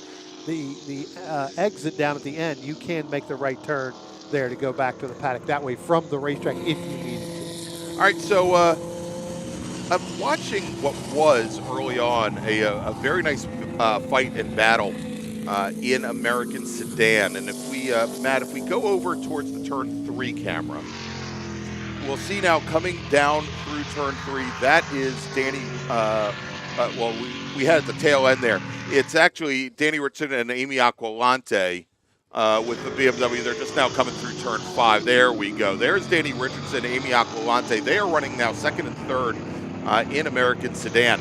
About 13 to 15 seconds up the road is Kurt Resitano in his Ford Mustang, who is leading the class. Now, talking to some of the folks in American Sedan, my understanding, Brian, is especially coming out of the runoffs last year at VIR, is that the Mustang drivers were maybe looking for a little equity over the small block Chevy and Pontiac cars, that they thought perhaps the restrictor plate that was on the Fords was had a little bit too small of a chokehold there for them.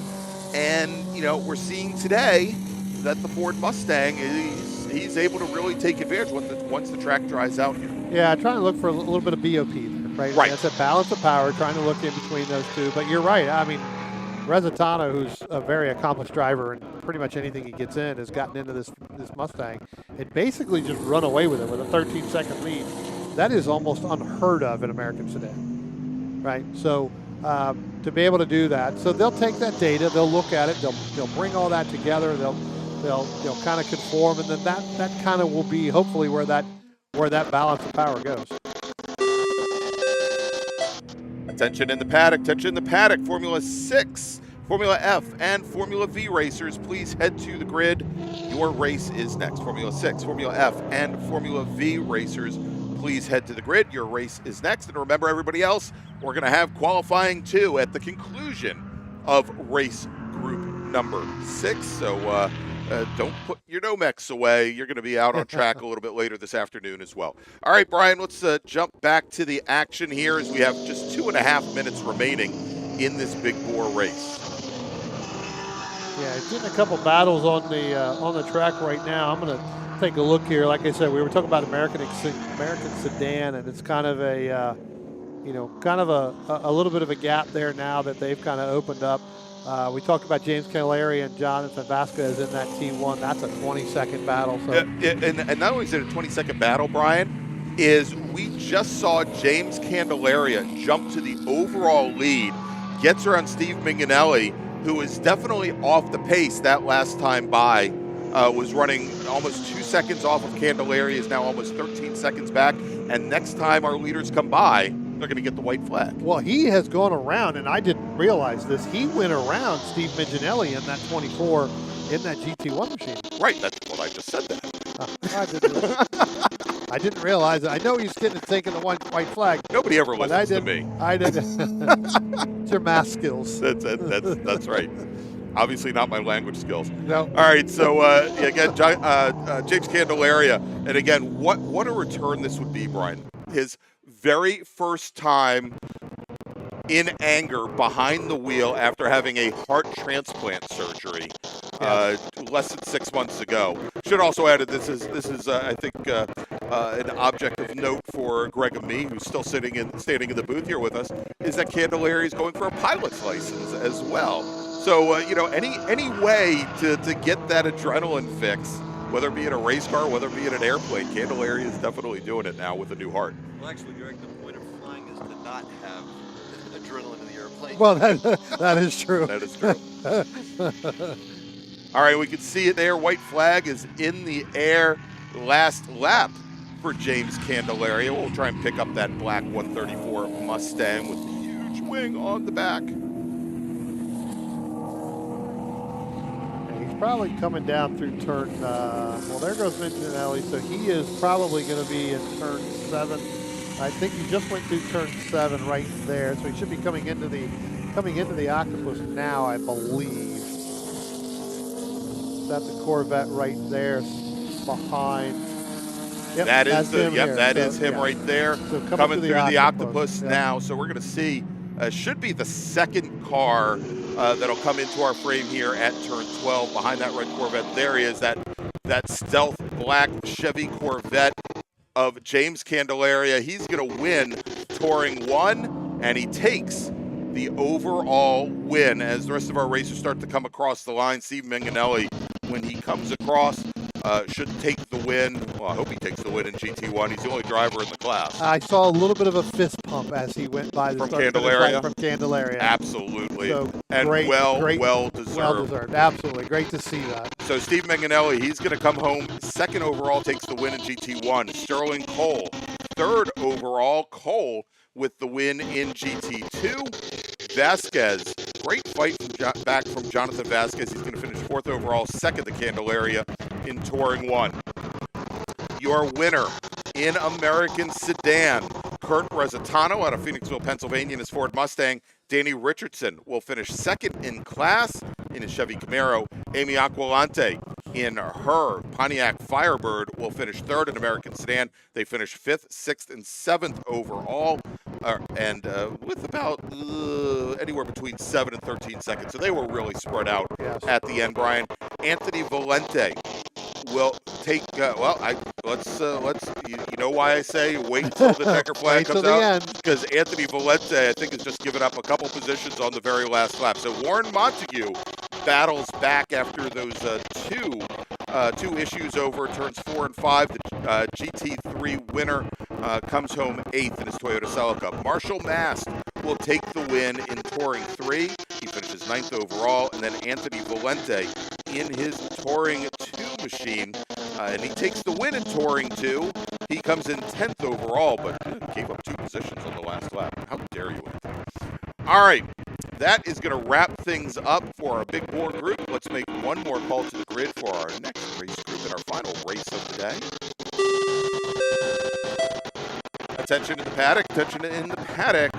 Final call to the grid for race group number 6, Formula F, Formula V, and Formula 6. Please head to the grid. Formula F, Formula V, Formula 6 racers, please head to the grid.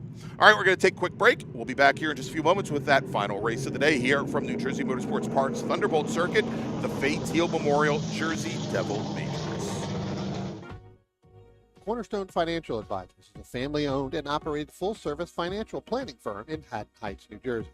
Advising clients throughout the country for over 33 years, certified financial planners Michael and Shauna Lamena offer a comprehensive financial planning service, including retirement investment, life insurance, and estate planning to both individuals and businesses. Every plan is detailed and specifically tailored to either the business owner or the individuals they specialize in, putting you on the right track. Give them a call for a free, no-obligation consultation at 856-546-6505 or visit them on the web at cornerstonecfp.com. That's cornerstonecfp.com.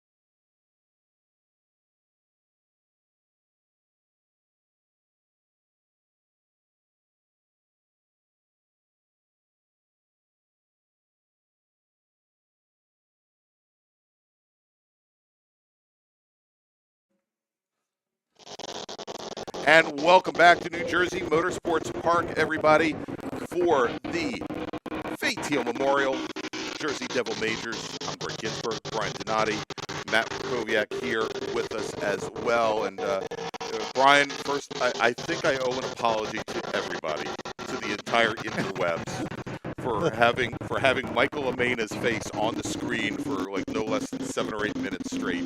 We apologize. The fact that nobody put it in the chat that they couldn't handle that is somewhat unfortunate. Hey, want to welcome Chip Herr, who's our reigning national champion in STU here, to the chat, and says he loves some big war. He's finally left the beach and came home. Yeah, exactly.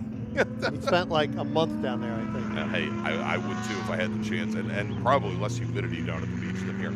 All right, Brian, we've got one more race here this afternoon for our coverage on the YouTubes, and then we are going to be going back into qualifying mode. Not going to broadcast the qualifying, but again, all the racers here at the track. We're going to start qualifying right after this race, so don't be surprised when I start calling you to the grid. Yeah. All right, so here's our starting order for Formula F, Formula 6, and Formula V. We had 12 cars out for qualifying this morning, starting in 12th, driving the number 61, JK Technologies Formula V. It's Jonathan Weisheit. Brendan Cronin is going to start 11th on the field today. Brendan's out of Havre de Grace, Maryland. We saw Brendan a couple weeks ago, actually. I think we saw him at Summit Point Raceway. Yes, we had him up in the booth. Great to see him here this weekend. Yeah. He is driving a Citation. Jeff Vallejo is going to start 10th. He's in the number 29 Speed Sport AM5. He's out of Brooklyn. Chase Johnson starting 9th. He's in the 04 Formula V. Mysterian. He's out of Quakertown, Pennsylvania. Now we got 2 drivers, oddly enough, from Asbury, New Jersey. First, it's Dad, driving the number 9 Formula V Vortec, David Scaler, and then driving his Scaler Mark I from Asbury, New Jersey, Alex Scaler. He's in the number 79 car. He is your pole sitter in Formula V. Steve Rue will start 6th today. He's in the number 16 Formula F Wyvern, with Dino Ladico starting 5th today, assuming he got assuming he got that chain that he needed installed on the car. He's in Mays Landing, New Jersey, starting 5th. Starting 4th, driving the number 42 Formula F Spectrum, it's Joe Parsons. Robert Gray starting 3rd. He's in his Formula 6 Nova car, the number 15 machine in your front row today. On the outside, starting 2nd, driving the number 72 Citation from Winchester, Virginia, Steve Oseth, and your pole sitter, driving the number 44 Formula 6 Alice from Alton, New Jersey, it's Jay Beckley. And here we go, Brian. Green flag in the air, and Jay Beckley jumping out to an early start over Steve Oseth in the number 72 Formula F. Of course, Oseth for the last number of years racing in Formula F, and in that Citation for years, a Formula V racer. I tell you what, right when the green flag came out, remember we talked about this earlier on, once a green flag comes out, you can basically go anywhere. You saw the Joe Parsons machine make a mad dash to the right as he was starting to be under fire there from Robert Gray in that Formula 6. But I tell you what, Parsons get a good run there. It's going to move him all the way up. It looks like up in the 3rd spot right now. Watch him come down through turn 5 again. Jay Beckley out there leading Steve Oseth, then Joe Parsons, and then Robert Gray in that 15. I did not see Dino Ladico go across the start-finish line, so it doesn't look like that car was fixed. It's unfortunate. He came up to us right as we broke for lunch. He was looking for a chain, I guess a 530 Master Link for a 530 chain. Yeah, and so I guess he did not get that car back up and running. That's unfortunate. Yep. They start to come through the aqueducts now. Going to head up underneath the bridge there, come out of turn 12. Pick up, there you go. There you see, that's Jay Beckley. He's going to lead the first lap. Then you've got Steve Oseth, then Joe Parsons. Robert Gray should be your next car getting ready to come by the start-finish line next. Then you've got Steve Rue moving up a position or two. Then you got Alex Scaler and then Jonathan Whiteside. That's your top 7. Yeah, and in that top 7, Brian, Jonathan Weisheit, who started at the very back of the Formula V field, now up into 2nd behind Alex Scaler. Now, I got both Brian Belansky and I got an extended period of time to talk to Jonathan Weisheit at the June Sprints 3 weeks ago. He wasn't running in Formula V. He was running in his FE2 machine.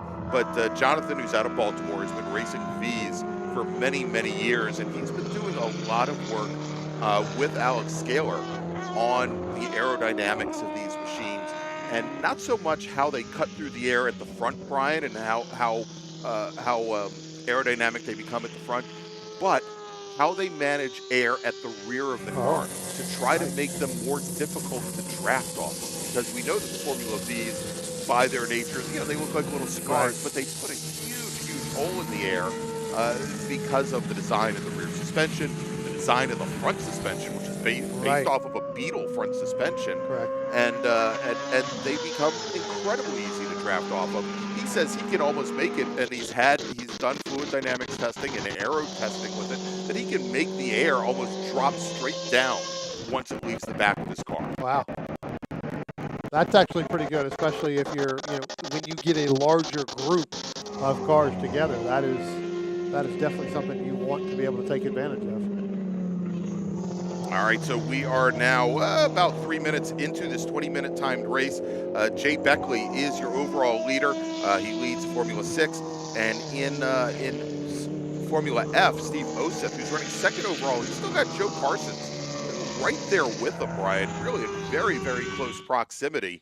There was about a second separating them. There's Beckley now coming into turn 4 under braking with Oseth, and Parsons has fallen back quite a bit at the start of this third lap. Yeah, starting to fall off a little bit, but I think still again trying to get everything heat in the brakes, heat in the tires. Now everything's really starting to come in. We'll see whether or not he's able to pick that. Looks like we've got a couple of them. They still have their rain lights on in the back. So you can see how dark it is on that side of the course, Brian. It doesn't surprise me that they'd have the rain lights on. As a matter of fact, as we were coming out from lunch and we saw the sun right over us here, there's a lot of cloud cover there. Look at that. Look at some of those cameras, and those are pretty dark, ominous clouds. Yeah.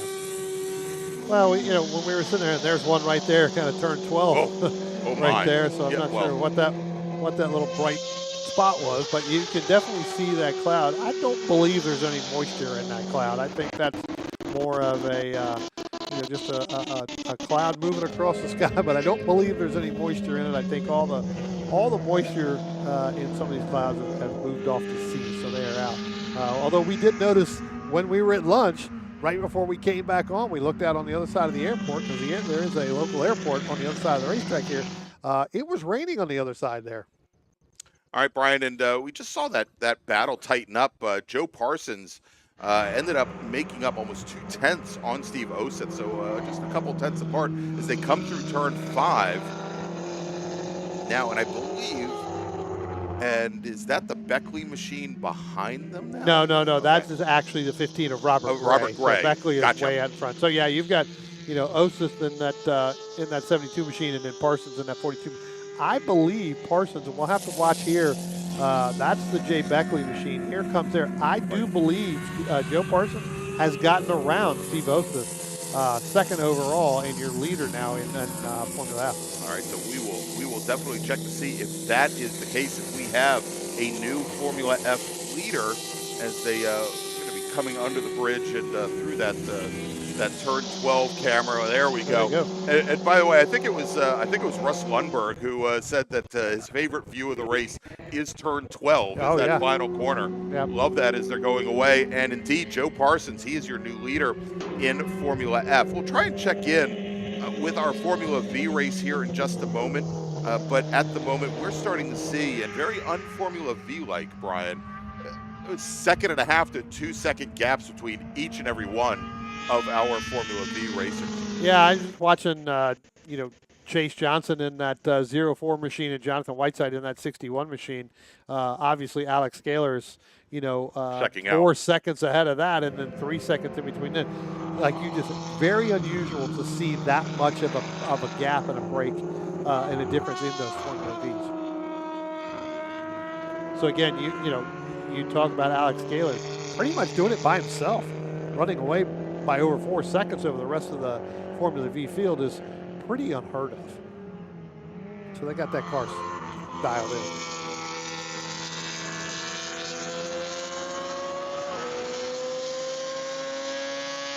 Keep an eye on here. We've got Jay Beckley now going to be coming down the start-finish line. There you go. There's one of the Formula Vs, I believe. And here we're going to see another group kind of tightening up here, Brian, and I believe that is actually Chase Johnson and Jeff Vallejo. Yeah, that's the battle for third right now in Formula V. Yeah. And, you know, and good run there from Chase Johnson in that 04 car for him. Yeah, I think that's the Chase Johnson. Actually, I think that's the Jonathan Whiteside machine in front of him. Because as we look out of turn 12 now, that is the Alex Kaler there that just went out of turn 12. Here comes Whiteside. Here comes Johnson now. So as they cross the start-finish line, that's it. But then as you talked about, Greg, go a little bit further back. Keep it on the start-finish line. You've got the 9 there. That is David Scaler. He just made a pass as they come up to the start-finish line here. He just made the pass over Jeffrey Vallejo in that 29 machine. So as they start to head down turn 1, that could be a side-by-side battle right there on your screen. Yeah, indeed. And so Chase Johnson, he finished third in the New England Formula V Championship, New England Region Formula V Championship last year, and got into Formula V. This is a weird dynamic, Brian. When you say you step up from one class to another, you don't normally think of people stepping up in the Formula V, but he originally started doing quarter midgets. And so, actually, you think about it, it's a good progression. Yes, no, absolutely. I think you got that, and then you also got, younger generation coming up through the karting to get into an open wheel. That is your first thing.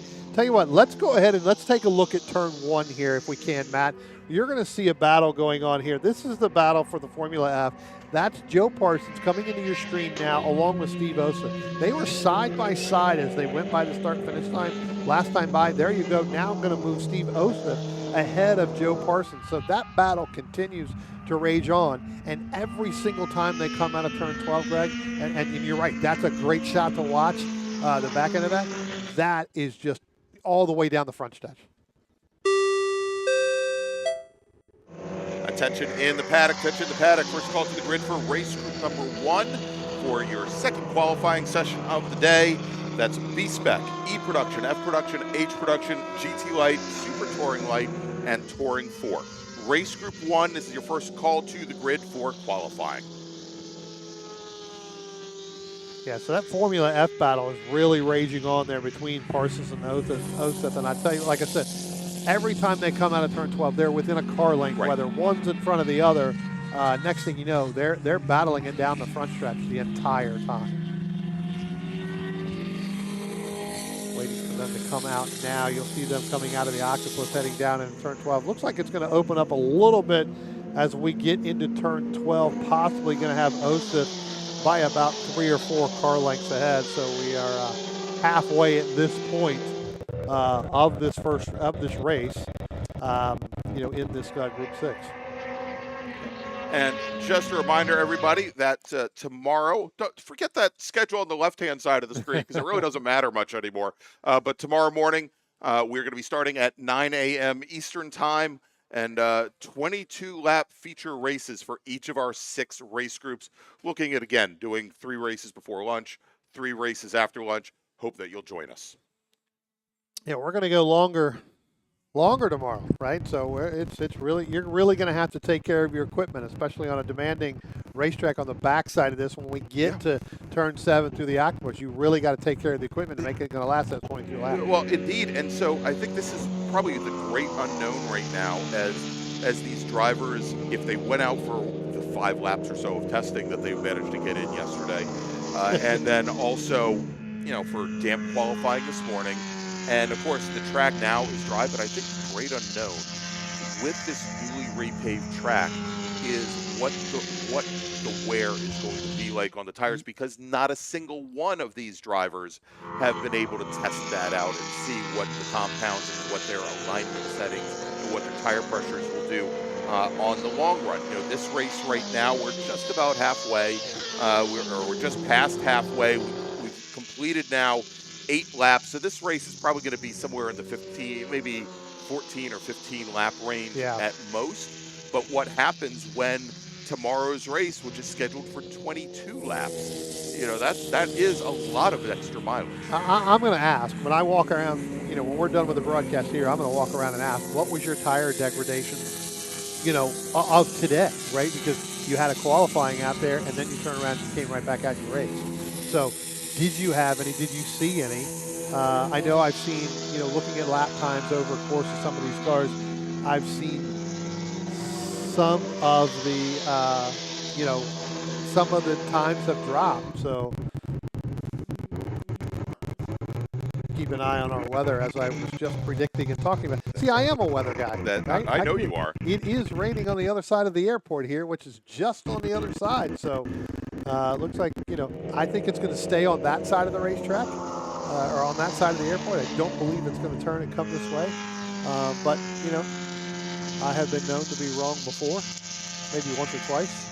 So here's a great little battle that Matt has pulled up right now.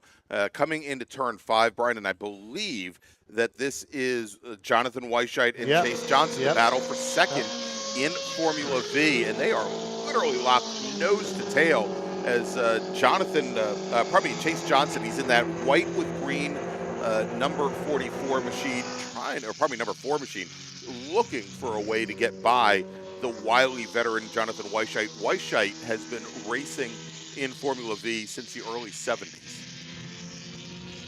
Just looked out the window. Sorry. Yeah, you're right. Yeah. We just saw the number 9 come down pit road too. So David Scaler pulled off early.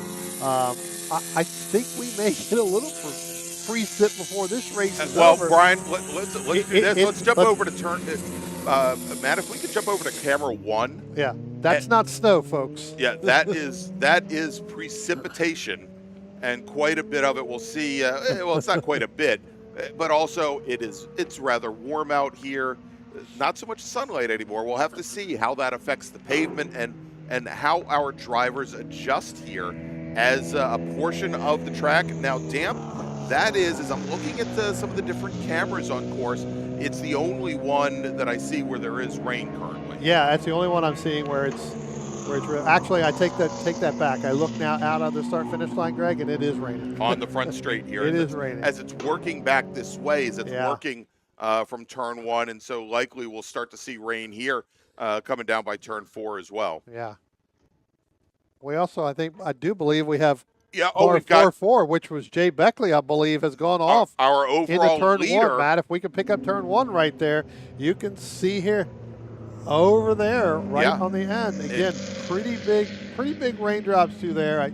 I just saw the 16 come by the start-finish line there of Stephen Rue, and he was wiping his visor. His visor from hitting some of that. So. All right, so what we're hearing right now, that is our former leader, Jay Beckley, in the number 44, the number 44 Ellis, and the corner workers are saying basically if he can't get that car restarted, we're going to need to go full course caution. And we're not even going to get to that, Brian, because what we're going to do with that car off in the dirt, we are going to be ending this race a little bit early because of how long it would take to send the emergency services and vehicles out. So our leaders should be coming out of the final corners now and we'll see them coming onto the front straight. And interesting there, Brian, because heck of a battle between Weisheit and you saw him wave his hand up saying, Johnson. go ahead, because he knows it's raining, and he knows that when he gets down into turn 1, it's going to be a problem.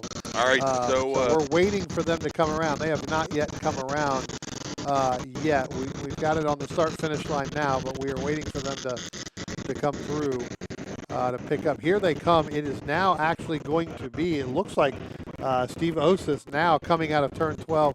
He's going to be coming across the start-finish line now. And coming across the line, there he is taking the win. It is going to be Steve Osith out of Winchester, Virginia, gets the win in Formula F. Joe Parsons will finish in second. And then we're waiting on Steve Rue. Actually, Steve Rue, I think, already crossed the stripe. So Rue will finish third overall, third in Formula F. Jay Beckley, who's still showing as fourth overall. We should see him drop down through the order here momentarily, but I believe next to come across that we should see is going to be Alex Scaler in his Formula V, or did he cross the stripe already? Is this track getting very damp? Here comes the 15 now. So this is Robert Gray taking the checkered flag. So Gray will take the win in Formula 6 over Jay Beckley. Yep. Here comes Alex Scaler now. He is just now coming through the passing the start finish line. So there he is. He takes the win now in Formula V. Should mention that so Robert Gray, who took the win in Formula 6, he was a lap down the Beckley when Beckley went off and essentially unlapped himself and came back to take the win. Yep. Jonathan Weisheit will finish third in Formula V behind Chase Johnson. And that leaves Jeff Vallejo, who had crossed the line already. And we can see there where Alex Scaler. That was after the checkered flag going down into turn 1. And we're starting to see more cars going off there at turn 1. Let's get to that camera view. All right, there we've got the final racers having some challenges there, and I'm sure Jay Beckley, who's just sitting there dead stick in the grass, was just a little concerned. So here, let's break things down by class. In Formula F, Steve Oates, Joe Parsons, Steve Rue. We had a runner there, and unfortunately, we had. Hey, Beckley could move, thankfully. No, Beckley got moved because the Formula V came off turn 1 and ran smack into the back of him. We can see the damage in the back there. And now we have a runner there. Machine. Oh my. All right, so let's do this. Let's go back to that view there. We've got cars coming down the pit lane in Formula 6. Robert Gray, then Jay Beckley, and then in Formula V, Alex Scaler, Chase Johnson, Jonathan Weisheit, Jeff Vallejo rounds out your top 4. As let's go back over to turn 1. Looks like more cars. You can see more cars coming through there. Again, you've got hot tires that have come off the racetrack now, right? You're slowing down. Now you've got big puddles there, and you really cannot go anywhere. Every pretty much spinning. So, and I believe that the car that the Formula V that hit Beckley, that enabled Beckley to get moving. Right. The car that spun at the very end just now, that was one that already had taken the checkered flag. Exactly. So basically was starting to run another lap. And it sounds like it was Jeff Vallejo in the 29 machine that impacted the Jay Beckley car. All right, let's do this. We're going to let our teams go and do cleanup here, and we're going to wrap things up for the afternoon. Again, we're going to be back here tomorrow morning, 9 a.m. Eastern time, with our first race of the day, which is going to be small bore. By the way, here, let me ring the funny tones, Brian. Attention in the paddock. Attention the paddock. Second call to the grid for race group number 1. E production, F production, H production, GT Light, B-Spec, STL, and T4 for your 15-minute qualifying session. Again, you are going to be on track next. But Brian, let's go and wrap things up. I was going to say those drivers are probably back putting wets on if they want to come. If they're even going to come out now, I would bet they are with this downpour that have come through. But go ahead. All right, so let's wrap things up this afternoon. Want to thank, of course, Matt Wakowiak. Hopefully, we're going to have him back here tomorrow. He's done a wonderful job here today. I want to thank, of course, Brian Donati. I'm Greg Ginsburg. We'll see you tomorrow morning, 9 a.m. here from the Thunderbolt, hopefully a much drier Thunderbolt circuit, here for the Fay Teal Memorial Jersey Devil Majors. Thanks so much for joining us. We'll see you tomorrow morning.